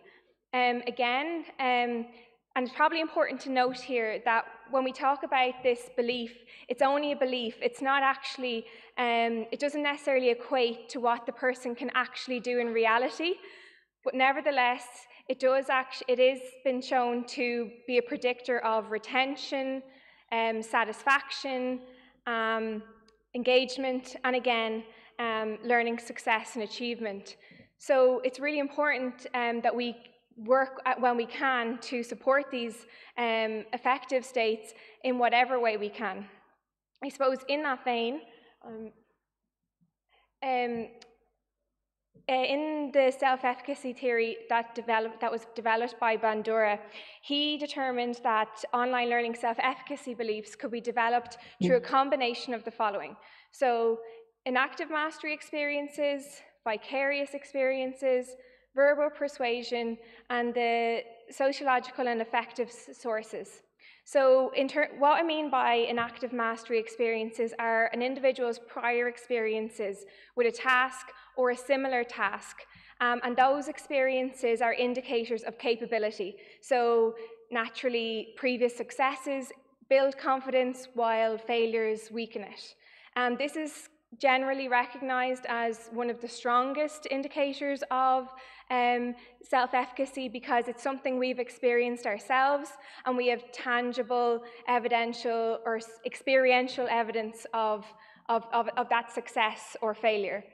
Vicarious experience is the social comparisons that allow us to perceive our ability in relation to our peers or role models. So observing the successes or failures of someone whom we identify with allow us to be confident or not in our own ability to complete that task. So that's another important one. Verbal persuasion is positive encouragement, reinforcement, feedback, and naturally those elements help us to build our confidence in tasks. And then finally, the physiological and affective sources. So the reactions, physical or emotional, that our bodies have to a task help us develop confidence in that task, or they might reduce our confidence. So for example, stress or fatigue experienced when completing a task might reduce our confidence in our ability to complete that task. So that was just a very quick overview of what's meant by that, and I'm going to come back to that again in the context of how we developed the course. But in terms of studies that have already been conducted in this space, in 2016, Bartemore and Offlick and their colleagues identified 17 intervention studies that had looked at self-efficacy under a number of conditions and how it changed over time. And they found that self-efficacy could be enhanced through participation in a course, participation in certain learning activities, or when certain teaching strategies were employed. So that gives us a general idea that there is potential around pedagogical and learning strategies that can influence or enhance self-efficacy among students. In this context, we wanted to explore the influence of a MOOC on self-efficacy at scale. And in the MOOC in particular that we looked at was a Digital Edge Essentials for the Online Learner. Now, a number of you may have come across this MOOC before. My colleagues and I have spoken about it in a number of different contexts. But for those of you who haven't come across it, I'll briefly summarize what it was all about. So it was developed by Dublin City University's National Institute for Digital Learning in collaboration with the Irish University Association, and subsequent iterations got support from the Erasmus Plus project Digitel Pro. The course was developed to help learners develop the skills they needed to be effective online learners, and it was developed during the summer of 2020, so in direct response to the pandemic. In terms of the content, so the course it's a 2-week course. It's hosted on the Future Learn platform, and as mentioned previously in my introduction, has over 11,000 enrollments to date. It's in its 4th iteration. The content is anchored in the LifeComp framework and the Learning Compass 2030. The structure is centered around 4 themes, so you can see them there on the 4 corners of the graphic. So you have tools for thriving, tools for working, ways of thinking, and ways of working. The instructional approach aligns with the underlying design principles of the Future Learn platform, which promote visual learning, learning through conversation, and storytelling. And I suppose a unique aspect of the course is, or central ethos, is that it was designed for students by students. So students were involved in developing content for the course through testimonials and case studies, and they also peer-reviewed the course before launch. And then we had a cohort of experienced online learners facilitate the course alongside the academics, where they were able to share their experiences and tips and tricks from a learner perspective with the participants. I suppose most importantly in the context of this discussion is how, and this table presents how we see the MOOC and how the MOOC facilitated the different sources of online learning self-efficacy that Bandura hypothesized. So in terms of enactive mastery experiences, the MOOC itself was an authentic online learning experience, but it was informal and low risk and allowed students who had no experience in this domain participate without any implications. Vicarious experiences was we used examples, real-life examples and testimonials from students, as I previously alluded to, and we had experienced student facilitators who were able to share their successes and failures with the cohort. Instructors and facilitators engaged people in the discussion forums and were able to provide positive encouragement and feedback in that modality. And then in terms of the physiological and affective sources, we incorporated a number of well-being polls throughout the course, which allowed students to reflect on their emotions and feelings about different aspects of online learning. And here's an example of some of the polls that we used. And I suppose feedback that we got from the students was that this allowed students to not only reflect on their emotions, but see how anonymously how other people were feeling, and this helped them regulate their own emotions and kind of gave them a sense that I'm not in this alone, I'm not the only one feeling this way, and that helped enhance their self-efficacy beliefs in that domain. So moving on now from the learning context to our study. In terms of the research questions, we wanted to know, can a preparatory MOOC improve online learning self-efficacy among learners? And do students' emotions towards online learning change following participation in the MOOC? In order to collect data, we used a pre- and post-course online questionnaire, and this was embedded in the first and last step of the course and was open for voluntary participation from the students. The instrument initially collected demographical data, but then in terms of emotion, we used a list of 6 discrete emotion states which we had collected from prior literature on learning-centric emotions. And we asked students to select, in each case, this emotion that they felt most strongest at that point. And then in terms of online learning self-efficacy, we used a scale, we adapted a scale developed by Zimmerman and Kolakowicz in 2016. Adaptations involved the removal and rewording of items just to reflect a global audience because it is very US-centric, and to reflect the learning context in question. And there's more detail about that if you want to know. I suppose they answered that scale, they were asked to respond to 20 online learning tasks, and they had to rate their self-efficacy beliefs from 1 to 5 using a Likert scale. So it was their confidence in completing those tasks. For the participants, this study was conducted during the first iteration of the course, so that was in September 2020. 135 people responded to both questionnaires, so they formed the sample for the study.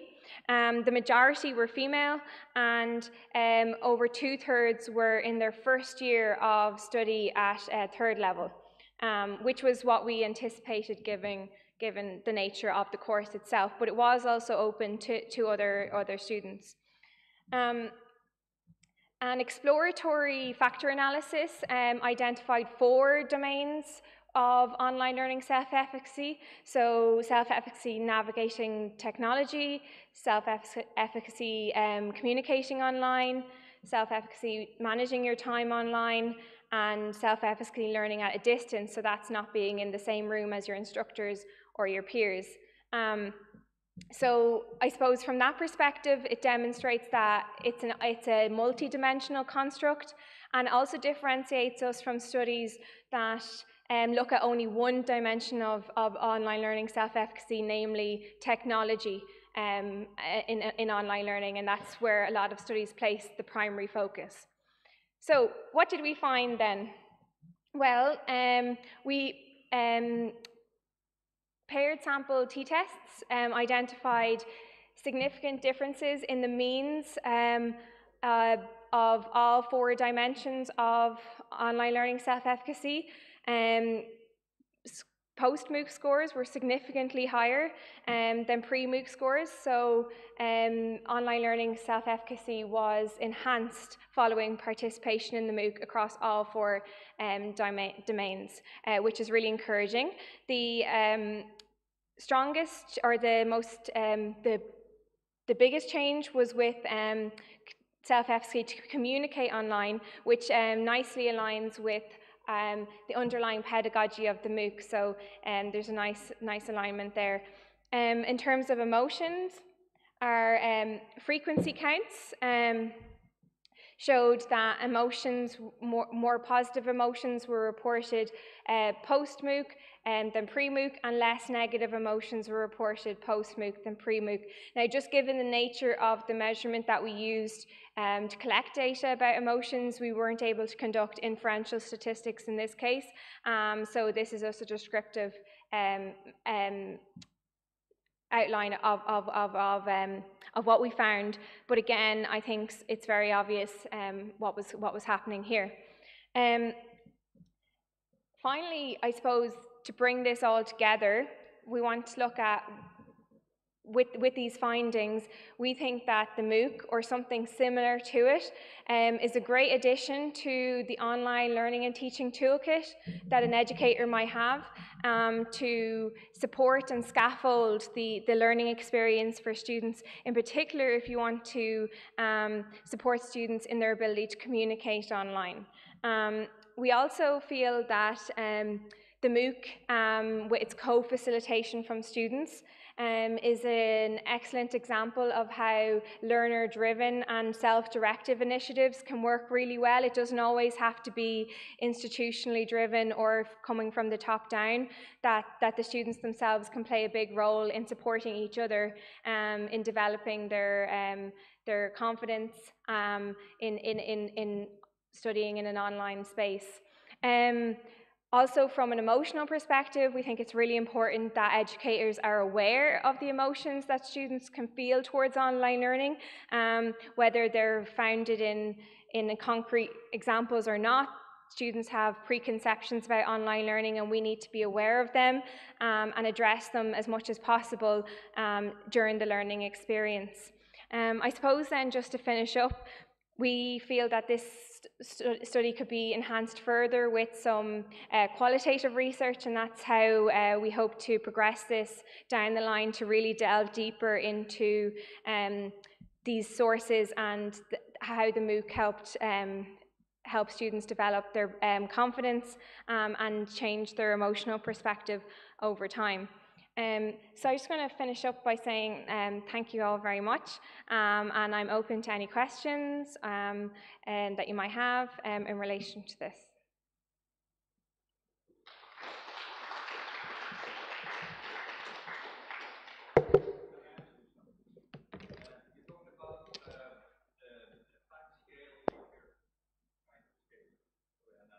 Yeah.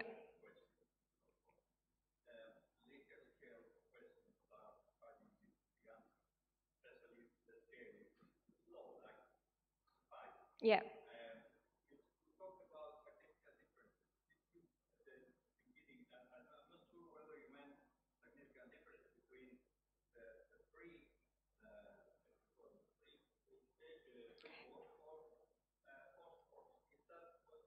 Yeah, the means of each dimension changed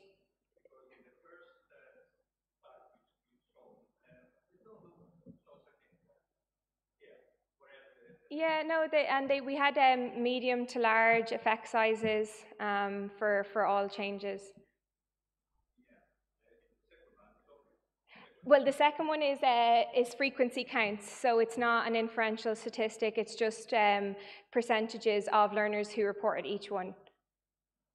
So it's, I suppose it's just probably the way that the graph is presented as well in terms of the large, because we're looking at means here, so we can only vary between 1 and 5 as it is, so, and they're all in 3 points, so there is significant differences, and if you look at the Cohen's effect sizes.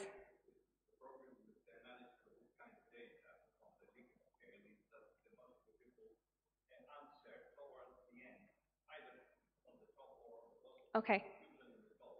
Yeah.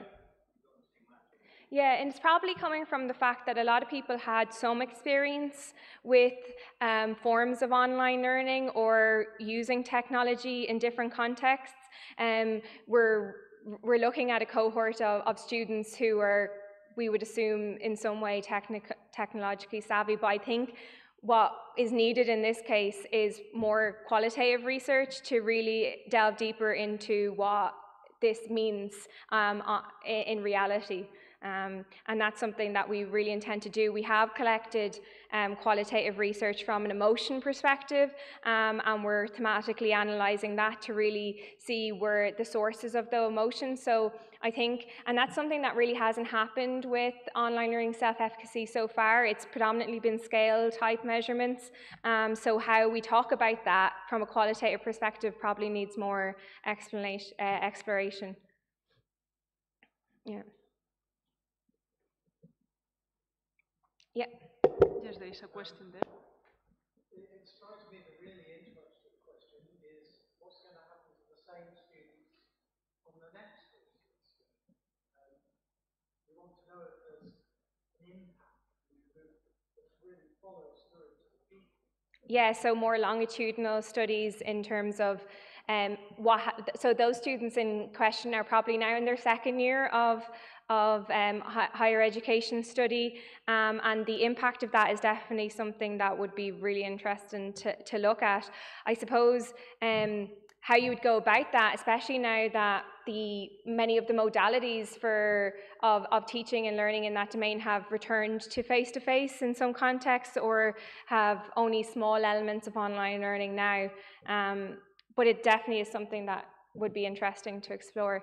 And it's not, as I said, studies previously have looked at how online learning self-efficacy changes over time, because it really is situationally dependent. So once the task changes, your confidence in your ability will change because the task is different. So it's likely to change and fluctuate over the course of your life, and not only because obviously now online learning is kind of a lifelong skill, and is something that we're constantly engaging with. So as new technologies come out, or different things like that, your confidence in your ability to engage with them is likely to fluctuate based on the different information sources that you're drawing on. But yeah, I think that's definitely, and it's the case with a lot of effective research. It needs to be conducted longitudinally, and to really see the impact over time. Yeah.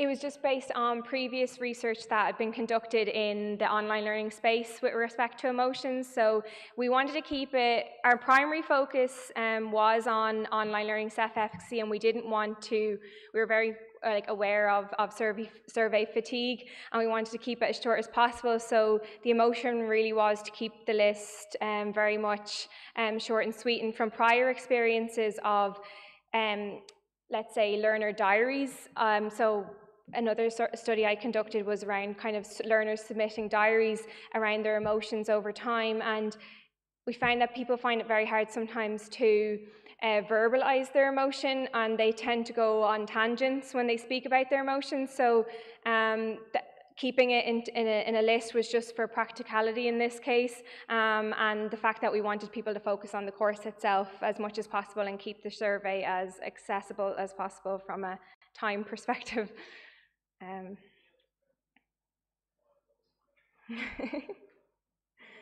Yep.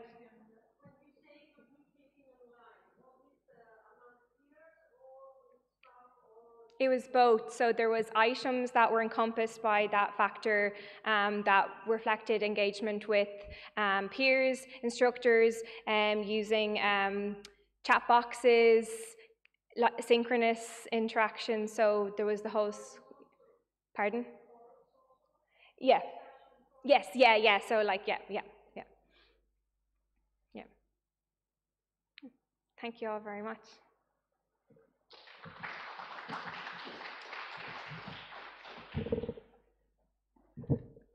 Thank you very much. Well, I think we had time for every comment and question, but if something comes up later, we can also catch up. So we go to the second presentation. This titled Teaching in the Cloud, Navigating Organizational, UGAT, and Forced Innovation Pathways During COVID-19 Pandemic, which is going to be presented by Dr. Chrysanthi Saratsi from Hellenic Open University. Chrysanthi holds a PhD degree in agricultural education and extension from the Aristotle University of Thessaloniki. She has completed also 4 postdoctoral fellowships at the Hellenic Agricultural Organization and the Aristotle University of Thessaloniki. She has participated as a scientific responsible research associate also in many projects funded by the European Union and the national funds. And now she is a visiting lecturer at the Aristotle University of Thessaloniki and at the Hellenic Open University. So I think welcome, and you can also come here.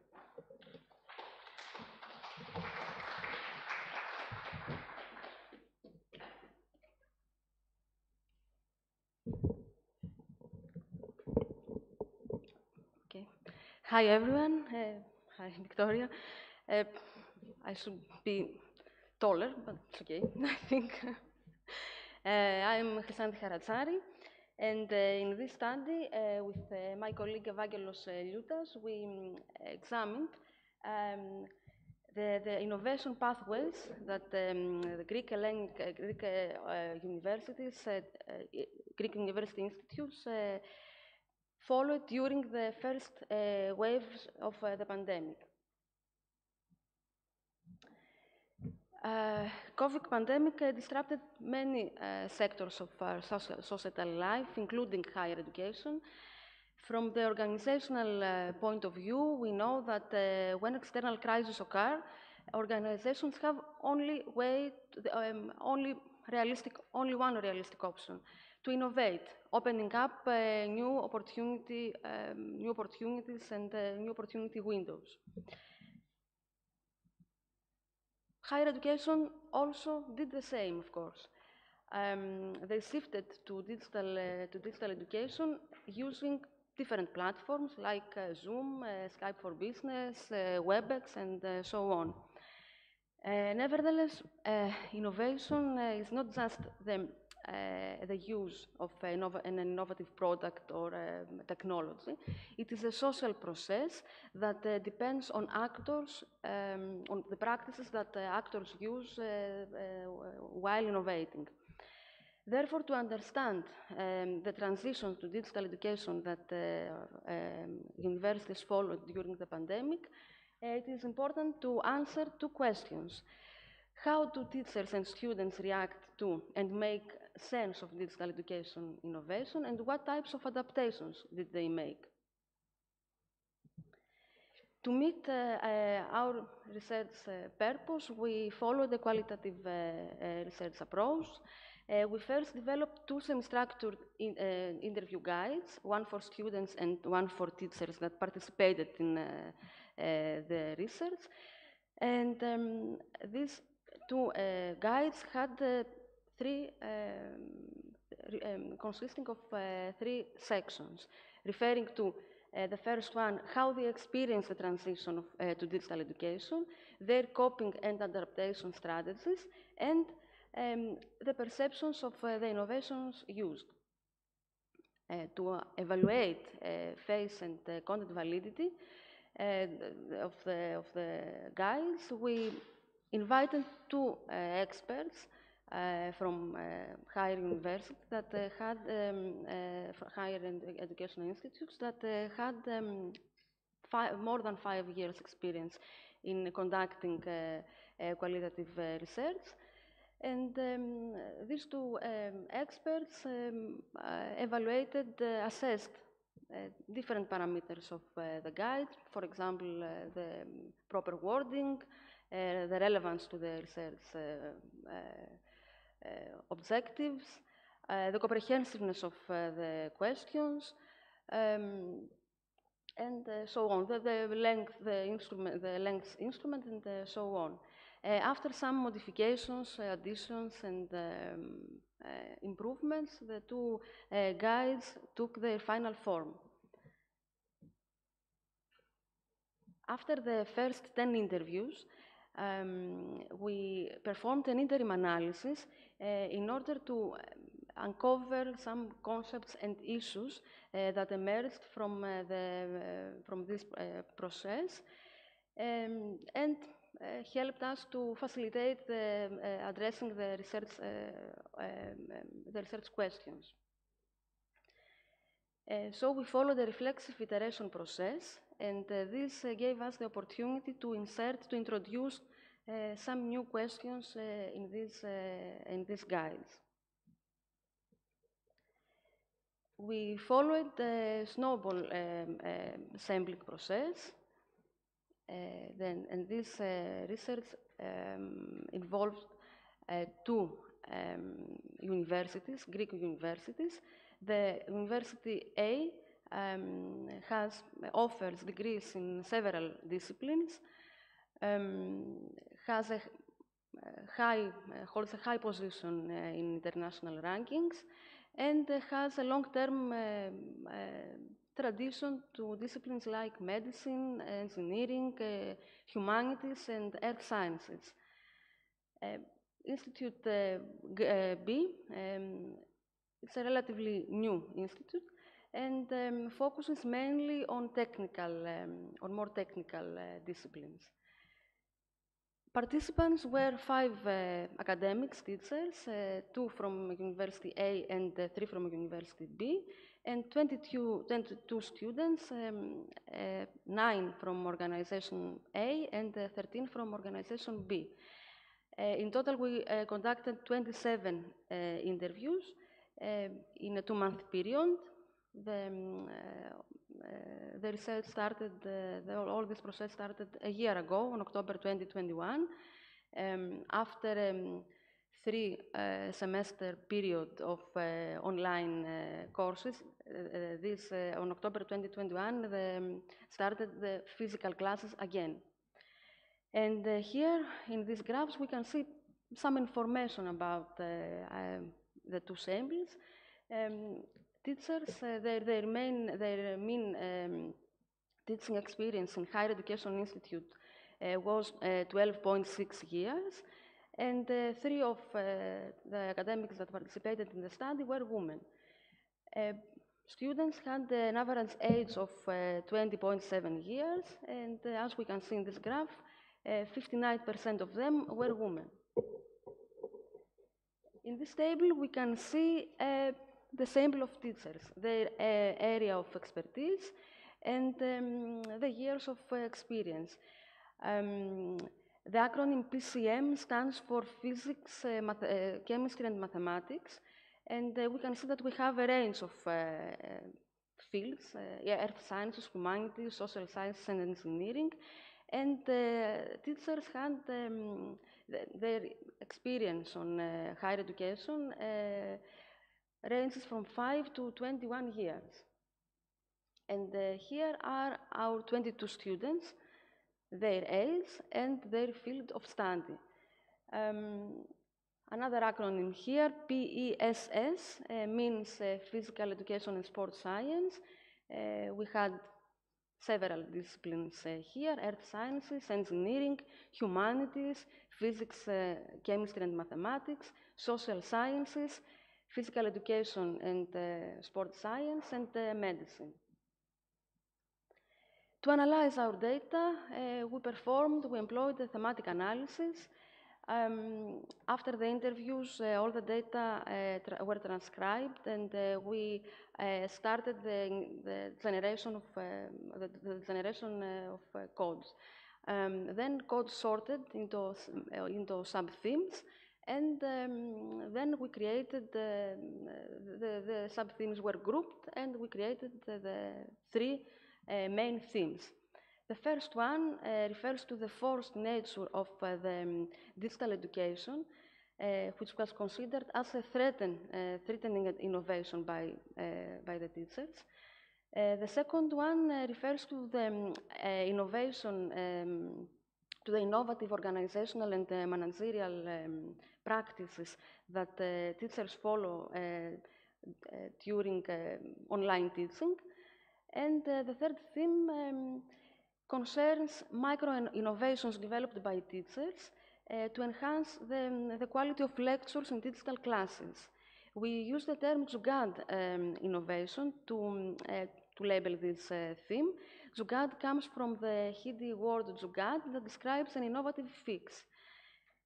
Zugad refers to the process of initiating improvisation solutions implemented by using the available resources.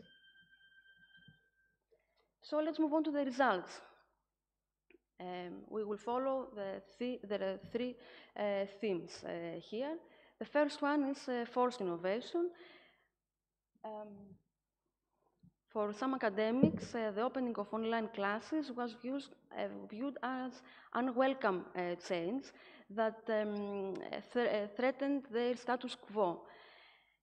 Others referred to the lack of free choice, which generated resistance to adopting the new ways of teaching.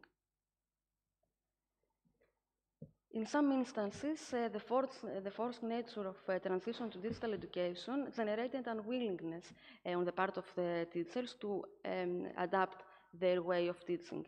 Interviewed students underlined that, reported that many teachers did not even use PowerPoint presentation during online classes.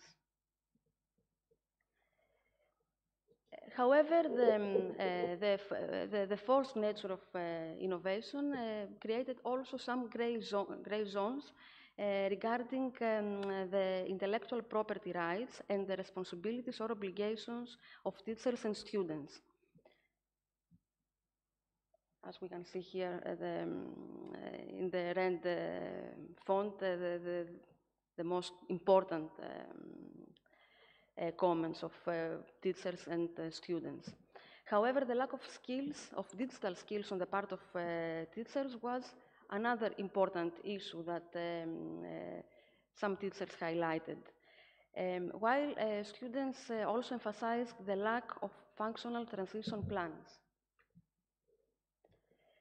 The next theme was organizational innovation. The transition to digital education was not a pure technological innovation, since it required some adaptations in the form of organizational and managerial innovation. Our data uncovered that some academics remained attached to the pedagogy, teacher-centered pedagogy. The teaching as usual approach was not functional in terms of students' involvement and delivering the expected learning outcomes, as you can see from these comments. The need to change the structure of the lecture and incorporate new knowledge co-production methods was found to be higher in physical and also in medicine faculties. Moreover, as we can see here from this part of the interview, the transition to a new modus operandi for higher education institutes puts into question some assumptions about teaching. That was the part of what a teacher, an academic who participated in the study said. In order to cope with the new worlds of, that the forced digitalization of education created, most teachers started to incorporate simple yet innovative practices into their teaching methodology. Innovation was the only option to ensure the high quality of teaching. All the interviewed teachers reported that they introduced a series of innovations to facilitate their teaching performance and promote students' active participation in the lectures. Most of these innovations were built around the participatory teaching techniques like brainstorming, role-playing, mind mapping, discussion sessions, and some others that are not, we cannot see here. Although these techniques are not new in the educational practice, students and teachers viewed them as an innovative knowledge creation methods because in physical classes, unfortunately, dominate the model, the teacher-centered model. Teaching in virtual environments also led to the re-identification of the role that assignments can play in students' learning. During the pandemic, assignments took a central position in the educational process, also incorporating some new elements. For instance, a teacher assigned students to write a fluid essay, which every week was enriched with some new questions.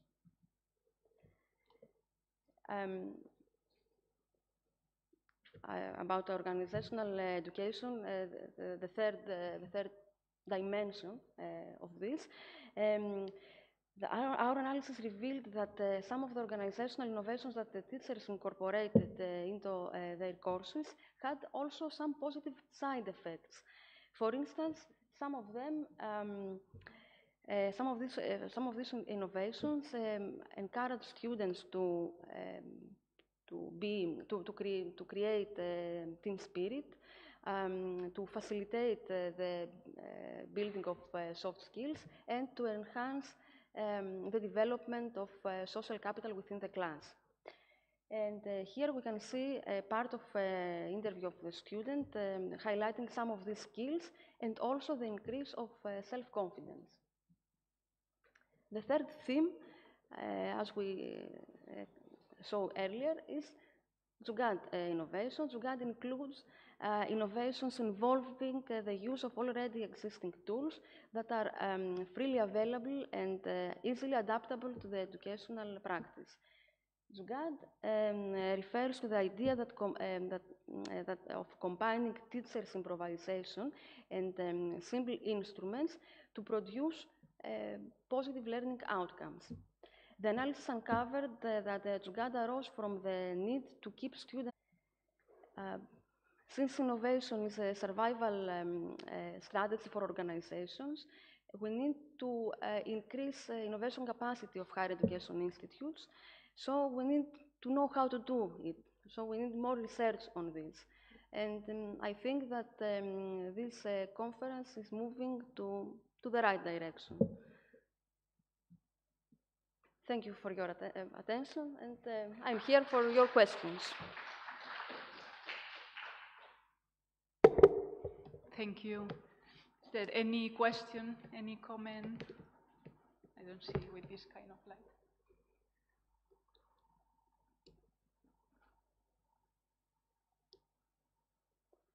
Everything is clear, I think. Oh, okay. And there's a question there. Thank you.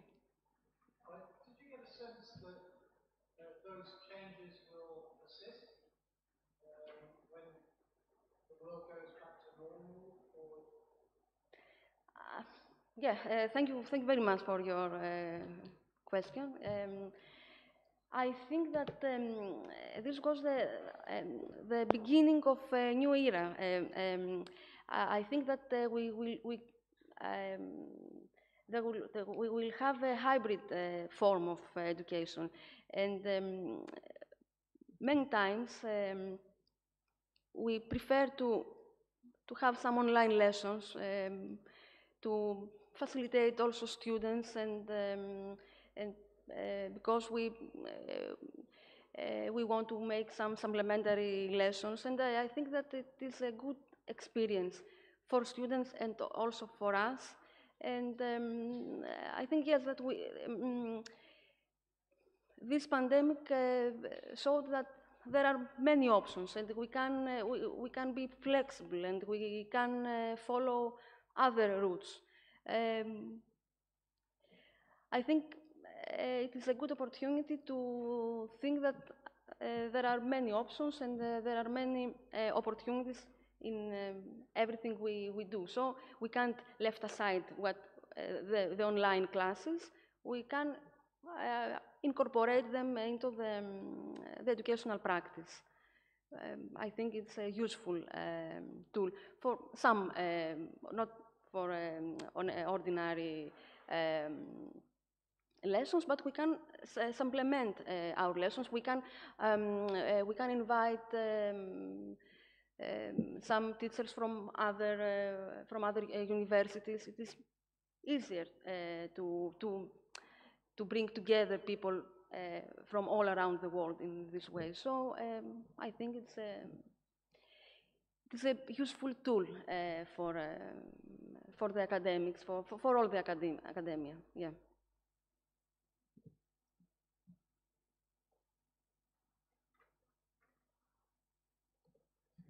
So, thank you very much for listening. Thank you, Victoria.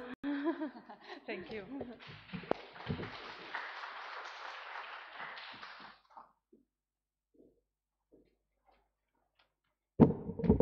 Okay, well, thank you very much. I think we had really interesting presentations that give some lessons or some insights into what can we learn from the pandemic, actually, from different perspectives, I would say. I had also some comments here, but I will leave them so that we can talk also later at some other point. But well, of course, we cannot stay just in the experience of the COVID pandemic. We will have other situations where we have to learn from what we have done. And then probably some key that is, perhaps it was not clear there, but we have been seeing also in the previous keynotes, the networking, the learning from others. From this situation, probably it's going to be key. So, well, so I think we can close it here so that you have still some time for the next session. The next session is in the research track, is going to be here as well, taking place about inclusion and diversity in online education. It's in this room as well. Of course, there are other parallel sessions in other rooms, but if you want to stay in the research track, you can stay here. And I would like to thank Elaine and Chrysanthi for their presentations. Thank you very much, and all the audience here, all the participants, for their questions and their participation in this room. Thank you very much.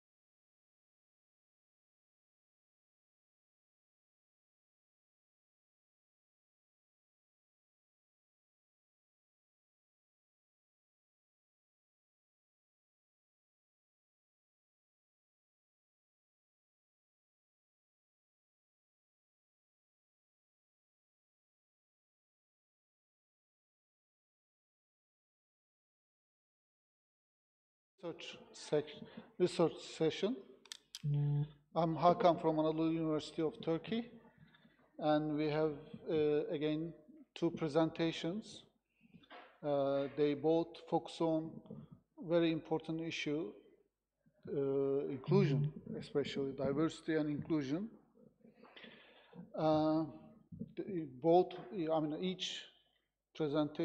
Each presentation, yes, focusing on one, I must say, maybe vulnerable group. For example, first one, Gabi from Lancaster University will be talking about displaced, replaced people, right? Mainly immigrants. And in the second presentation, our colleagues from Finland will be talking about those unemployed and laid off people and their education.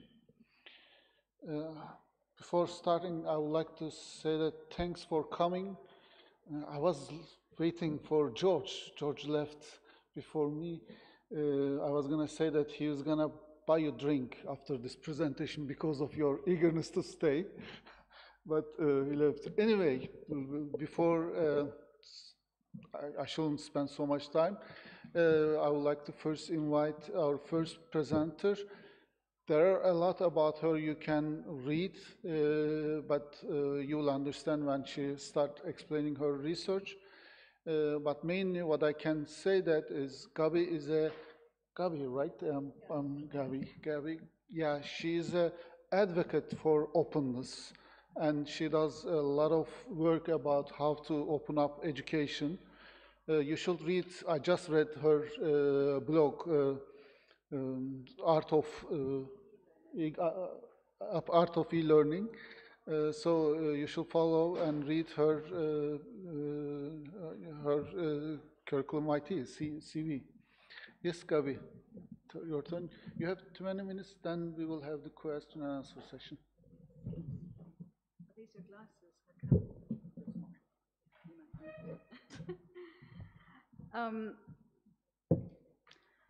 Thank you very much, Hakan, for that lovely introduction. I wasn't expecting that, actually.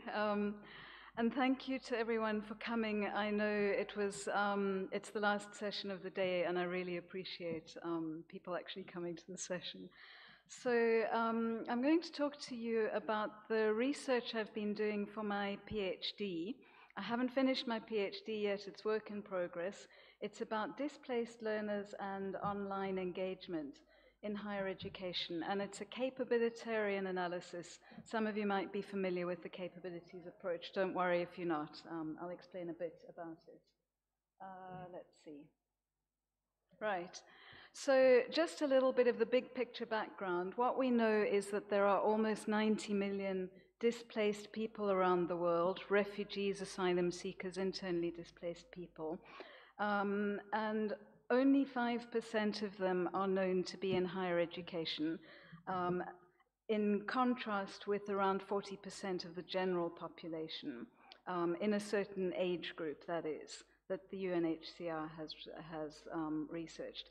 So the question is, can online higher education help to meet that need? And the answer is yes, but it's a little bit more complicated than just saying, well, let's just give all refugees access to higher education. So we know there's quite a bit of literature on refugees in higher education in general, less so on refugees in online higher education. But we know there's extreme heterogeneity amongst them. We know about the barriers. There are linguistic and cultural barriers. We know that there is a lack of digital infrastructure, that there are a lack of digital capabilities. We know that refugees have difficulties navigating online and offline higher education. And we know that there are issues around loneliness and social isolation that exacerbate all those problems. There are many more barriers, but those are just to give you a flavor. So the purpose of my research is to identify the factors that enable and constrain displaced learners' sustained engagement in online higher education. so that higher education institutions can provide appropriate support for such students. Now, why engagement, you might ask? Why not participation or something else? I chose engagement because I came across a wonderful definition, of which there is at least one co-author in the room, that really captured my imagination, and that is here on the screen in front of you. The bits that I'm just going to highlight for you are towards the end, that the more students are engaged and empowered within their learning community, which is a whole interesting concept in itself, but the more likely they are then to channel that energy back into their learning. And it seems kind of intuitive that engagement would fuel further engagement.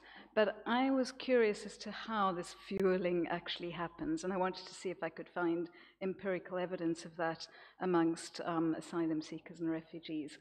So I went to look for an online engagement framework. And I found this by Redmond et al. There are many frameworks for student engagement. Some focus on technology-enhanced learning, some focused on student engagement in general. I chose this one partly because it focuses specifically on online engagement, also because the authors published it open access, as Hakam mentioned, that's a big passion of mine, and they invited other scholars to build on it. So that's exactly what I'm doing. It was based on a literature review by Redmond et al. They highlight 5 categories of engagement that are commonly used in the literature: social, cognitive, behavioral, collaborative, and emotional. And that sort of summarizes the literature going back a couple of decades on engagement anyway. They give a number of illustrative indicators. I've only given 2 each as examples here, so as not to clutter the slides. Then I wanted a social justice-oriented conceptual framework, because the whole idea of working with forced migrants is they tend to suffer from a lot of intersectional disadvantage.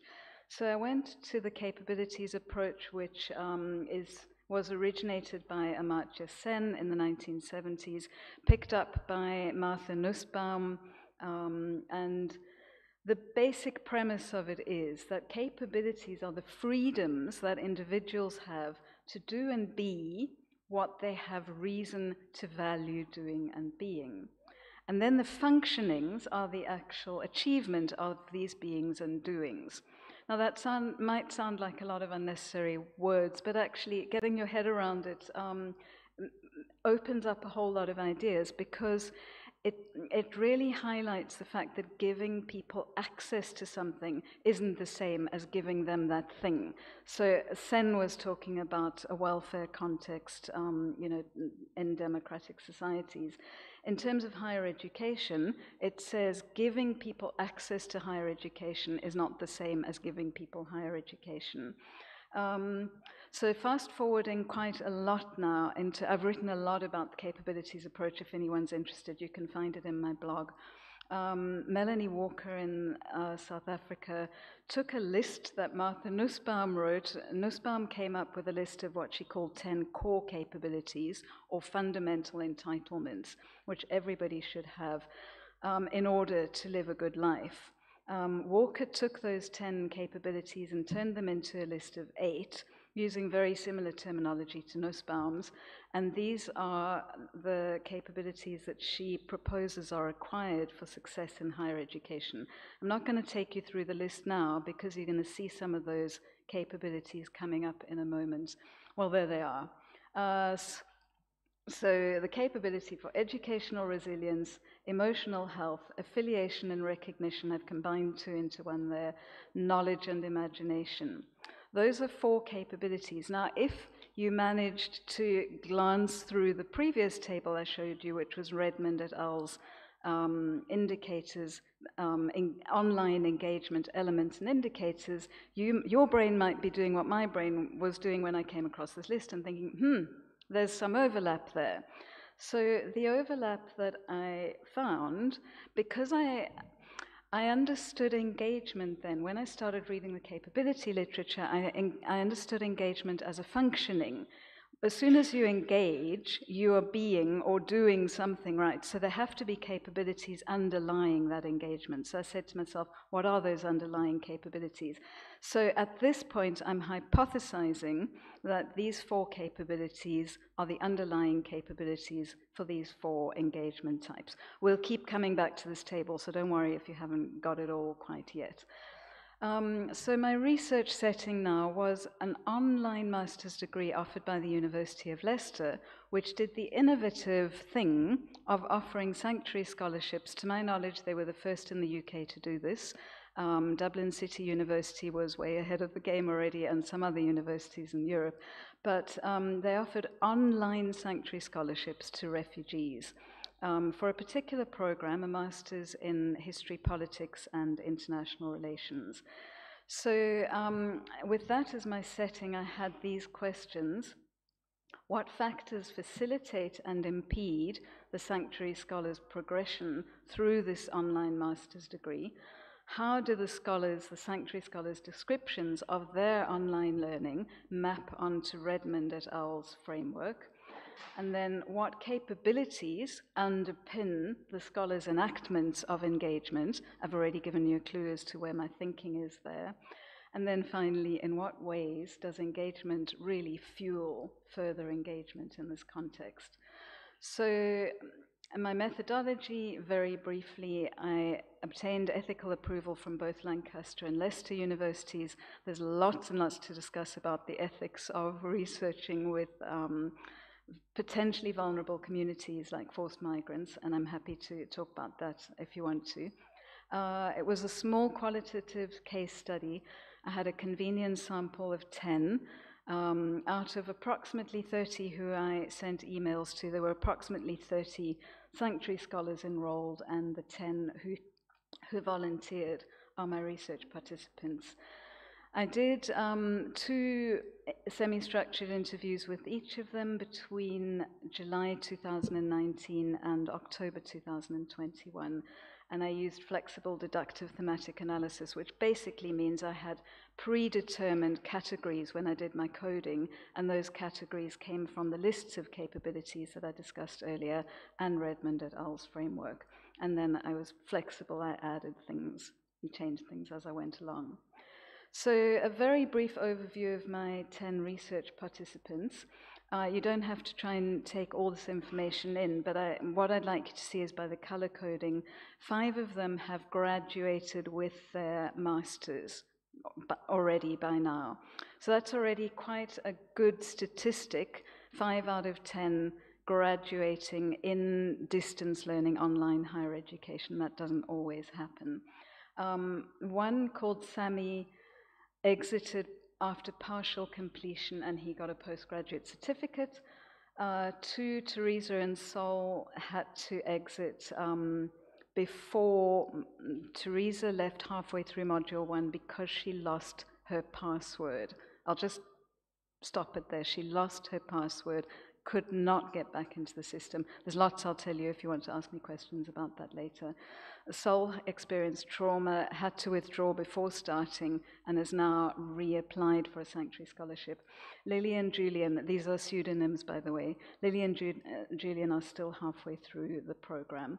So the factors that facilitated and impeded their progression through the program were phenomenal and surprising in many ways. So very briefly, you've got the enablers on one side and the constraints on the other. Predictably, the constraints are a longer list. I didn't put them all on there. Trauma is at the top of that list. One person was homeless for 3 months in Berlin in winter, completed, graduated, did his studies by going to the train station where he could access free Wi-Fi. Some of them experienced severe trauma and loss during the time they were enrolled. The person who had to withdraw after partial completion had to do so because his academic English was not of a sufficient level for him to be admitted to the dissertation module. On the enablers side, actually good relationships with staff was quite high up on that list, so relationality is really important.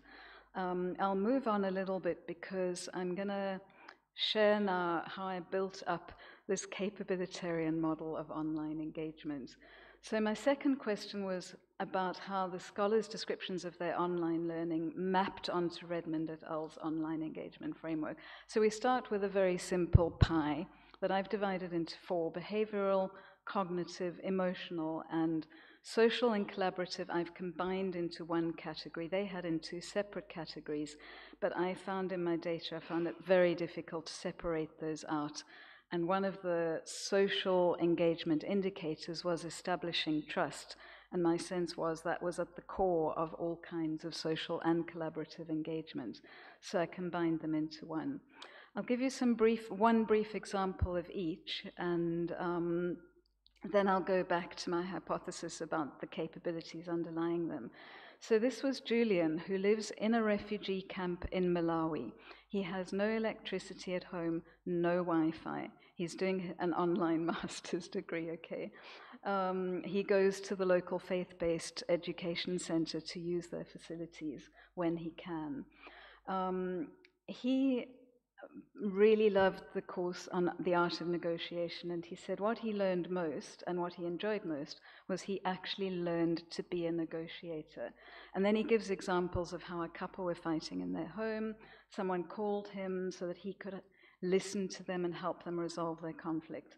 And then within the church, the leaders, the elders, started coming to him as well, and he's now part of that group of elders.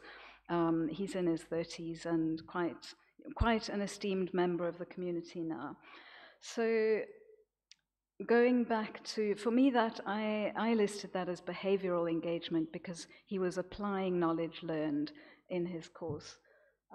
The capability definition for that is able to navigate study, work, and life, to negotiate risk, and to persevere academically, which you can see in that example. And actually, he's one of the ones still midway through the program. It's taken him much longer than the others because of his circumstances. Emotional engagement, this is Mariam, who comes from a Middle Eastern country, has suffered a lot of trauma, has mental and emotional well-being challenges as well. She talks about how she wrote her first assignment, and it was on the paradox of political violence. And she thought it was very complicated. She was translating into Arabic and doing lots of note-taking. She asked a few of her English-speaking friends, you know, what do you make of it? And they said, oh, Mariam, that's much too complicated. You need a special dictionary to understand that. Even her tutor said to her, this is a difficult article, leave it, choose a different article. And I said, no, I don't want to give up. This is a theme running through the stories. So she managed in the end to write the paper. She succeeded, and her tutor was surprised and pleased. And I put that under emotional engagement because it was very emotional the way she described it to me. And the underlying capability, I argue, is the capability for emotional health, not being subject to anxiety or fear, which diminishes learning. Able to experience emotions that contribute positively to the learning process in higher education. And throughout her experience of learning, those have been fundamental. Social and collaborative, this is Nadia. Nadia also comes from a Middle Eastern country that's experienced a lot of conflict, and she's safely settled in the UK. But her family back home have been through a lot of trauma in the last few years, and she's vicariously gone through that herself. She talked about social and collaborative engagement through the discussion forum, and she found it difficult in the beginning that you had to wait a week sometimes before you got an answer to or a response to something you wrote up there.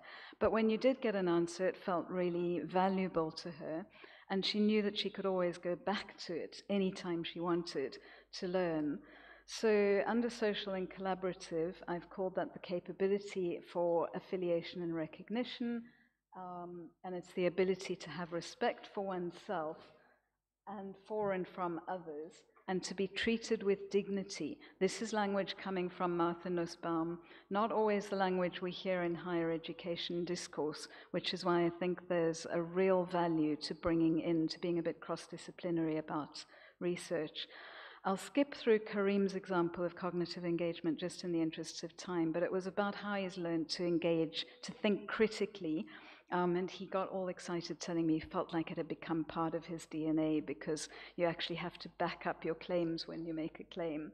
So that's underpinned by the capability for knowledge and imagination, gaining knowledge of a chosen subject, using critical thinking and imagination, debating complex issues. So I've tried very quickly to argue that these are the underpinning capabilities for those engagement types. I can argue it at greater length and will probably be required to do so in my viva, but I hope that for today I've given you enough confidence that it makes sense. So the capabilities that I think underpin the scholars' enactments of engagement are now shown in the inner circle in the model. And then I'm arguing that underneath those capabilities lies some what Martha Nussbaum would call architectonic capabilities. Some scholars call basic capabilities, the capability for life, health, bodily integrity, control over one's environment, practical reason, and learning disposition. Those, I could talk about those at length as well, but those, you'll get the sense that life, health, bodily integrity, we don't usually think about these things a great deal in higher education, especially the student engagement literature doesn't go into this stuff because they assume students are in a safe place. If they are in campus-based education, they probably live somewhere within a decent commute of campus. The university might run shuttle buses for them. The university can, to some extent, protect people's physical safety. For example, they can't when someone's in a refugee camp in Malawi or homeless in Berlin.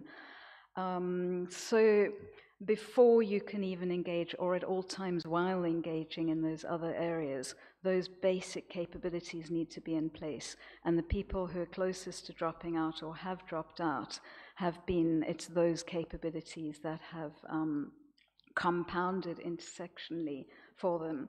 So in what way does engagement fuel further engagement? The final element, the semi-final element in the model is learner agency, which I found to be very much at the heart of all their stories, because in cases where you would have thought, this person's going to stop now, they're just going to say it's too much when they became homeless, or the person in the refugee camp who had to go and learn how to do farming for subsistence and income generating purposes, and had to manage that alongside his studies while also not having electricity and Wi-Fi. He's still continuing. So it's his personal agency that's giving him that perseverance, but it's not always possible. It wasn't possible in the case of the person who didn't have the opportunity to develop his English language skills to the level required. He tried incredibly hard. He did a whole lot of language courses alongside his studies. And he's still, by the way, still doing online English language courses and planning to reapply for a master's program. So the final element in my model is implications for practice at the micro level. So Olaf talked earlier about the micro, meso, and macro levels. At the micro level, I see the stuff that's happening in the literature now about a pedagogy of care, particularly since COVID-19. The student engagement literature has changed dramatically, by the way, in the last few years because of that. And a pedagogy of care is suddenly something that everybody's talking about. And I think if you wrap around this model, so basically if you give students the opportunity to engage emotionally, for example, you can be pretty confident that that will fuel those other kinds of engagement. I did have a lot of arrows on this diagram originally going every which way, and then I thought they're not necessary. There are dotted lines between all the different elements that shows permeability, and hopefully that demonstrates the point. Lots of references. My slides are available at tinyurl.com. There, I'll also tweet them. It's all on a Creative Commons license. That's it. Thank you. Thank you very much. Thank you.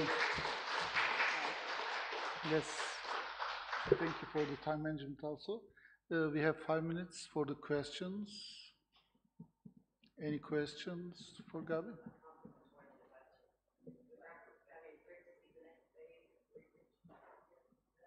Thank you, Orna. I got a lot of inspiration from Orna and James, by the way, yeah, from the writing you've done, Eamon as well.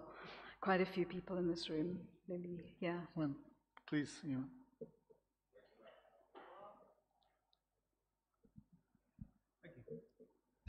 Thank you, Gabby, for a wonderful presentation.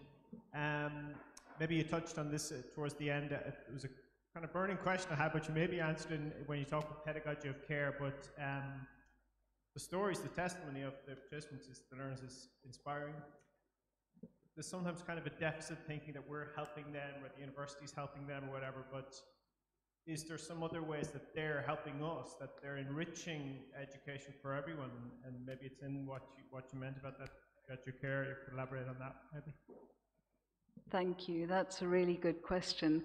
I think what is becoming common knowledge, and it is to do with the pedagogy of care now, is that what we used to think of as not heterogeneous cohorts of students, but there used to be an assumption that students had the basics.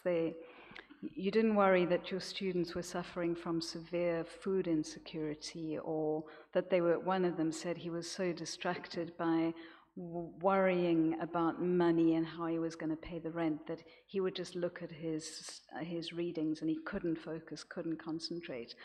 And actually, I think that is a lot more widespread. It's not just refugees and asylum seekers.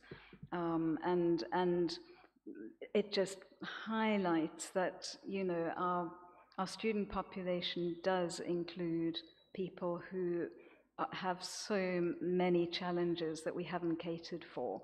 And we can't solve all those issues as universities. But there is a sense that, I mean, the things they said about studying, not even just the end goal of graduating, but the one who had to drop out due to trauma before even starting said he was going to reapply, and he did reapply because he said, I find learning healing. So there's stuff, you know, the university is doing something useful and relevant in society, and when the students themselves are given the opportunity, I think the challenge is to enable more dialogue and more, you know, authentic sharing. In this particular program, it was all social engagement was done asynchronously because it was designed for people in conflict zones. It's connected with the NATO Defense College and so on. So they didn't have those opportunities to actually see and hear each other. But I think it really, there's so much that the students themselves can add to the program if they get opportunities to do that. There's one more question, but we have only 1 minute, so if it's quick, please. Yeah. Great presentation. But I think you answered some of what I was going to ask anyway. I just wanted to know, you spoke about engagement and good relationship with the university staff and how that's the highest priority. I would like to know what is different in that relationship in the online aspect as opposed to face-to-face. Of course, there's a difference, but what do you think is the main focus that should be worked on in the online environment? I think, so one example again is Julian in the refugee camp. All his communication with the staff was via emails, and he had a lot of email communication with them, probably a lot more than would be considered normal for distance students, but that kept him going. So it's like understanding that every little bit of communication, that every time you do engage with a student, no matter what the means, even if it seems quite impersonal, it can have a really big impact on that person. We can discuss more afterwards. Maybe this can, because we have one more presentation. Thank you. Thank you very much.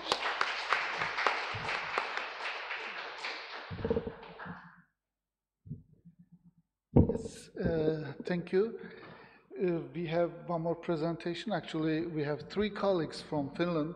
I tried to learn the name of the university. I'm terribly sorry. I'm really bad at the names. Tarja Lahti, Maria Riotoja, Maria Karjalainen.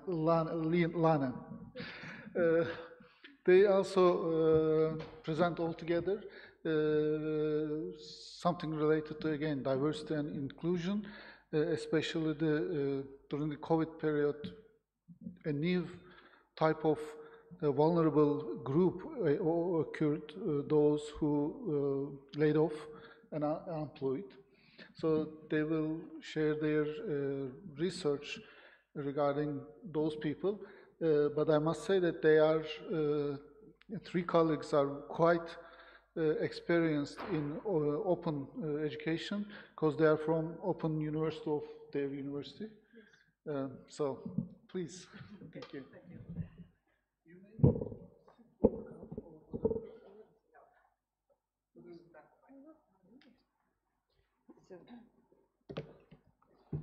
Okay, nice to be here, and let's see how this will work, this situation. We were thinking of being in a small seminar room and like this, but let's see how this will work. I think fine. Okay, my name is Merja Karjalainen, and my colleague Tarja Laro-Lähti is over there, and Maija Riitaoja, and we work at the University of Jyväskylä in Finland, and to be more precise, in the Open University unit. Let's see. For background for our research, here are some aspects that we would like to raise up, because the structure of Open University is different in Finland than in many, many countries. The Open University of Jyväskylä is one institute inside the university, and we have 6 main faculties in our university, and the Open University provides open access, mainly distant taught courses, and the Open University doesn't itself award full degrees. And in the Open University context, we have a pre-course fee that is 15 euros per credits. It's low, but significant that other education in Finland is free. So it's quite a big question in Finland. So do students have to pay for their studies? And in Open University, yes, but not in degree education. So this is background for our study. Here are some figures that describe our work in Jyväskylä Open University. We have about 27,000 students per year. Most of our students come from the Helsinki area, that means our capital, and then also 21% of our students come from Jyväskylä region, and it's in the middle parts of Finland. But the students come all around Finland, but not that much as from the capital area and in the middle parts of Finland. And we also have 25 partner institutions that organize our Open University studies around Finland. An important aspect as a background for our study is that in 2020 and 2021, our Ministry of Education and Culture added funding because of the pandemic situation. And as I said earlier, we have this pre-course fee for our students. And in this COVID situation, Ministry of Education wanted to allocate extra funding for those who were laid off or unemployed because of the pandemic. And the idea of this extra funding was that the students and our citizens, adults, had the possibility of developing their skills in this pandemic situation. Here is a description of our solution here in Jyväskylä. our students, they had to get a certificate from their employment office that they were unemployed or laid off. And then in the Open University context, the students had to complete an orientation course, and it's a web course. And after that, they could register to our studies according to their own interests and preferences. So they could choose the courses that they wanted to register in. And the time span for this was, it was autumn 2020. Here reads spring, but sorry, my mistake. It was autumn 2020 and then year 2021 when this kind of system we had. Okay, and then the next part of our presentation is we go to the research part.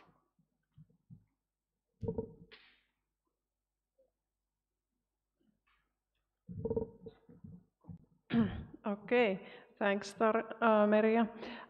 Next, I'm gonna tell you about our research. And first of all, our original research questions. We had 3 questions, and they were: what subjects do unemployed or laid-off people choose to study, and how do they success with their studies? The second was, what kind of experiences do people have of studying during unemployment or layoffs? And the third one, which we focus on this presentation, was what are the meanings of studying for an unemployed or laid-off person? And now I'm gonna tell you about our method. We had mixed methods, we used that. So we had quantitative data and qualitative data. First, I'm gonna tell you about quantitative data. So we had study register data as the source of information. That included all students who were unemployed or laid off. And that was 1,414 students, and 80% of them were female. And they planned to study subjects from 1 to 9. 45 students had 3 or more subjects to study. And amount of completed studies varied a lot. Then about qualitative data. We had open call for these 1,414 students, and we got volunteers, 39 students that we interviewed by 2 researchers. We used Zoom, and there was also 1 written answer. Duration of these interviews was from 20 minutes to 75 minutes. Questions about study experiences and meaning of the studies at their own life. And we used content analysis as the main method. And then next I'm gonna tell you about the participants. So there were 39 students we interviewed, and 33 of them were female and 6 were male. And the age ranged from 24 to 61 years. some of the participants had previous studies at the Open University. 5 of the participants completed only the orientation course that Maria mentioned earlier. The backgrounds of the participants varied a lot. The educational level varied. Some of them had academic degree, some had no studies at the university. They had also very different work-life experience. Some had worked in one field, some had different professions, and they had worked also abroad. There were a lot of variation. Also, their life situation varied. Some of them had a little child at home, and some of them were going to be retired soon. Also, the reasons to be unemployed or laid off person varied. And now Tarja.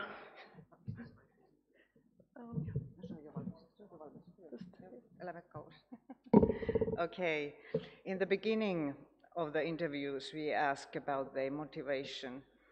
At the starting point, students said that the studies free of cost made it possible for them to study.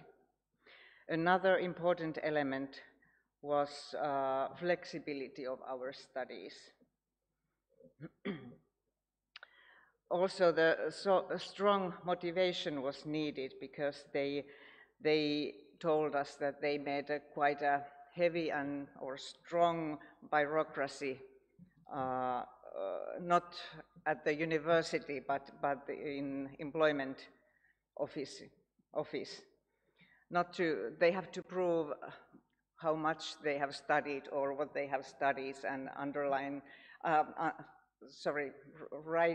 underwrite many kind of documents not to lose the financial support as an unemployed. Okay.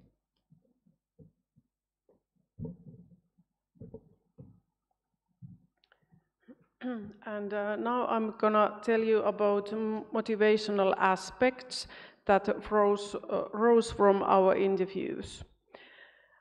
There are some thoughts.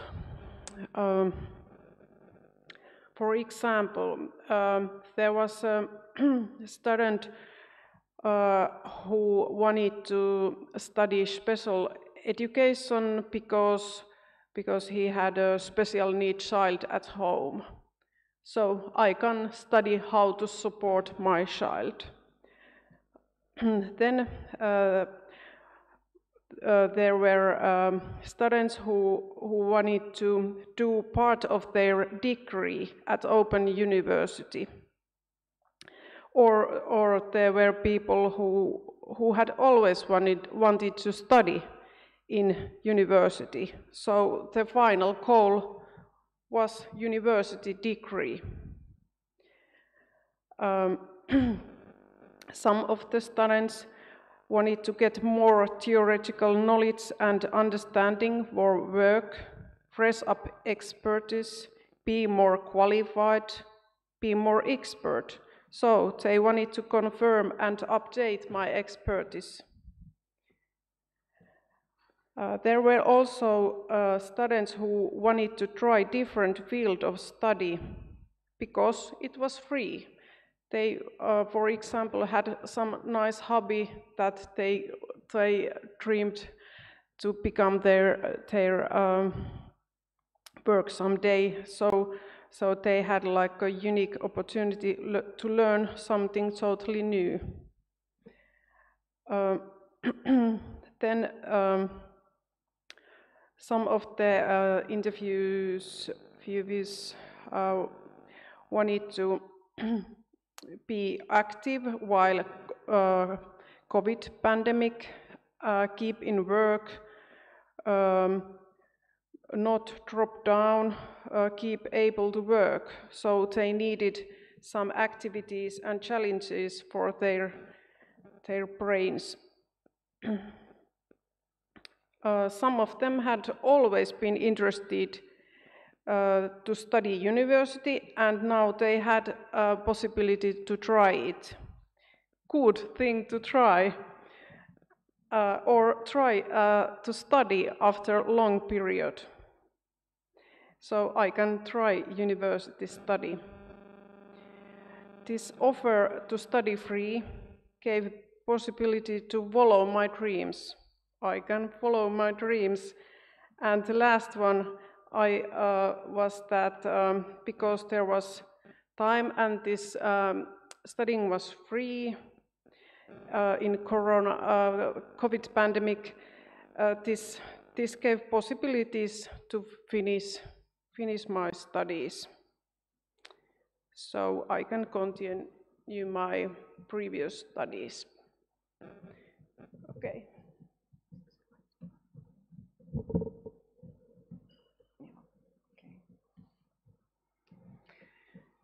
So we analyzed the qualitative data by looking at the students' talk or speech related to meanings of the studies in their personal life. And we ended up with 8 categories, which I shortly introduced to you.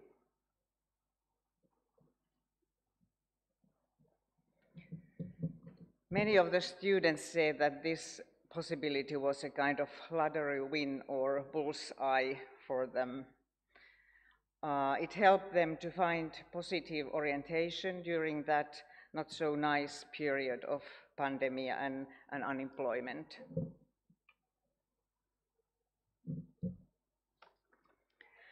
Some of the participants underlined the view that possibility to study helped them to avoid the negative label of unemployed. It was nice to be able to say that I'm a student.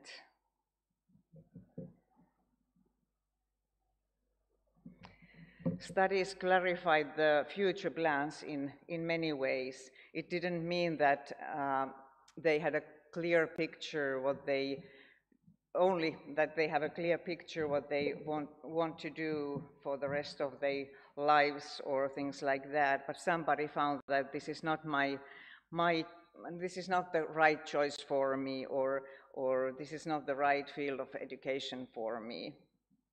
And many of the answers were somehow between these two categories. Yeah.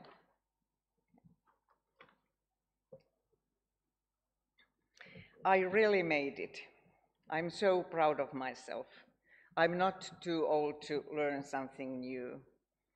Completing studies successfully improved self-efficacy of many participants. There were a lot of discussion about good feelings relating to the self-efficacy.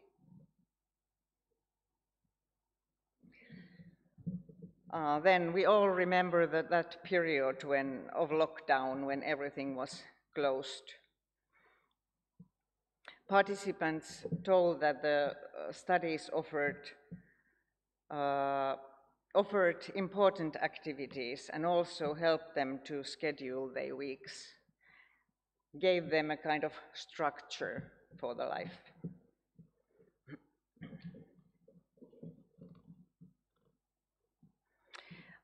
Meeting people online was important. Someone even told that she got new friends during that online course.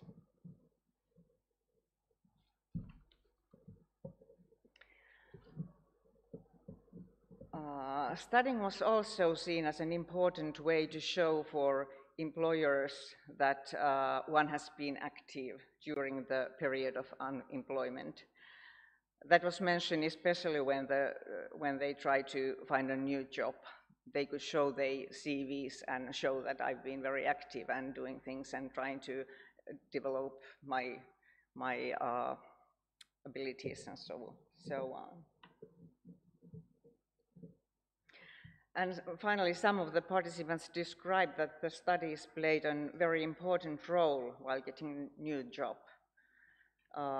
Some of them ended up with quite a new career,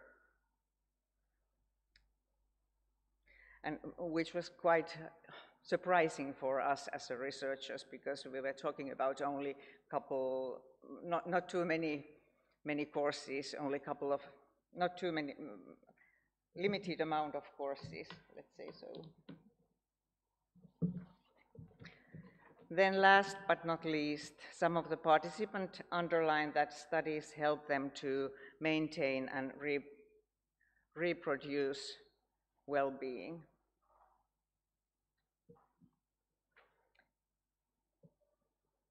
Okay. Then some limits of our study, and as you already heard, we didn't talk today too much about our quantitative data, because we had some problems with the data, and we found some errors in our database, so we need some more time to analyze that data. As researchers, we implemented good ethical practices by following our institution's instructions. Of course, that's not the limit. It was a good base for our research. Selection of the participant was interesting. We sent the invitation letter for all those 1,414 students, and only the quickest ones were lucky to be able to participate in our research. So we decided only take 40 of them. And then one more thing, because we have to implement our interviews by Zoom, so we had some issues with the recordings because the network didn't work perfectly, so we lost a couple of not the whole interviews, but some pieces of it, so it didn't function till the end of the interview. So I've been talking about the individual level and an individual meaning of studying in our university during the pandemic. And our findings, of course, told us something about meanings of at the individual level, but we also realized that, and we got some ideas also for the institutional level and societal level. And Maria, please. Yeah. So, as an institutional level conclusion, we could say that the flexibility in our provision was a very important element, and this came up also in the interviews. That's one point. And then if we look at the societal level, here you can see the Open University credits as total in Finland. So here you can see that we have the 13 universities that provide Open University studies, and how the credits in total have varied in 3 different years. And in year 2020, it was a bullseye year for the Open University, because it was very important for adults that they could reskill and upskill their competencies. Thank you. Thank you. Thank you. Thank you for managing the time very well. And this was really interesting to see such a teamwork. Yes, we have 5 minutes for the questions.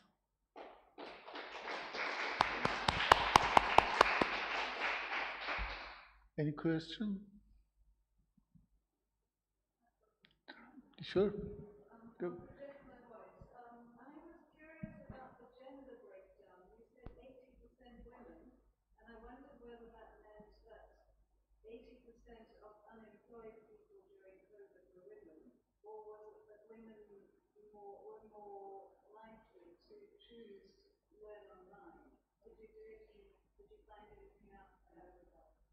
This is very typical for our university's profile, I would say.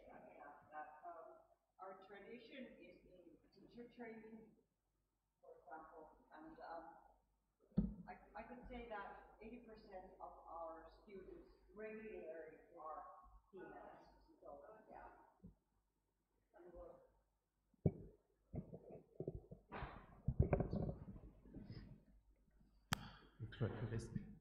You said you collect quantitative and qualitative data, and I think that you didn't say anything about the quantitative part, and the 80% were the 80% of the 1,000 something questionnaires that you collected. But could you elaborate a bit more on the quantitative results as well?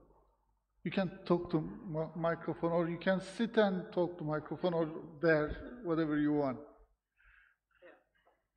Yeah, as I said, we started analyzing the quantitative data, but we found some, maybe not dramatic, but some errors in our database. So we have to check it once again and take the should I say, wrong persons away from the data. So because our system is quite complicated, so we really want to focus just on those the number here is right, the 1,414, because we just took away the persons, but we didn't have time enough to analyze the data. Yeah, so later maybe. Thank you. Yeah. Yes, more questions? Any other? I don't see. Okay, thank you very much. Really appreciate that. From here, just one minute. Today, in this session, we really had chance to participate. There's two great presentations. Thanks to Gabi, she showed us how to use our data to create a framework and also use it. I'm really keen on this capabilitarian analysis. I will check for it. And also our colleagues from Finland, thank you, really. This was really interesting. I really enjoyed, and I must say that in my university, it's a dual mode university, like yours, kind of. But we don't call it Open University of Open Anadolu University, but we call it Open Education Faculty. It's like a faculty, but we have also different programs. It was really interesting to know that. Thank you very much. Thank you all. Since we couldn't find George, I asked Olaf to buy drinks to everybody, but he said that he didn't bring any money. As a German, you know, they are sort of don't like to spend money. So unfortunately, you will have to buy your drinks. Thank you very much for coming and joining this session.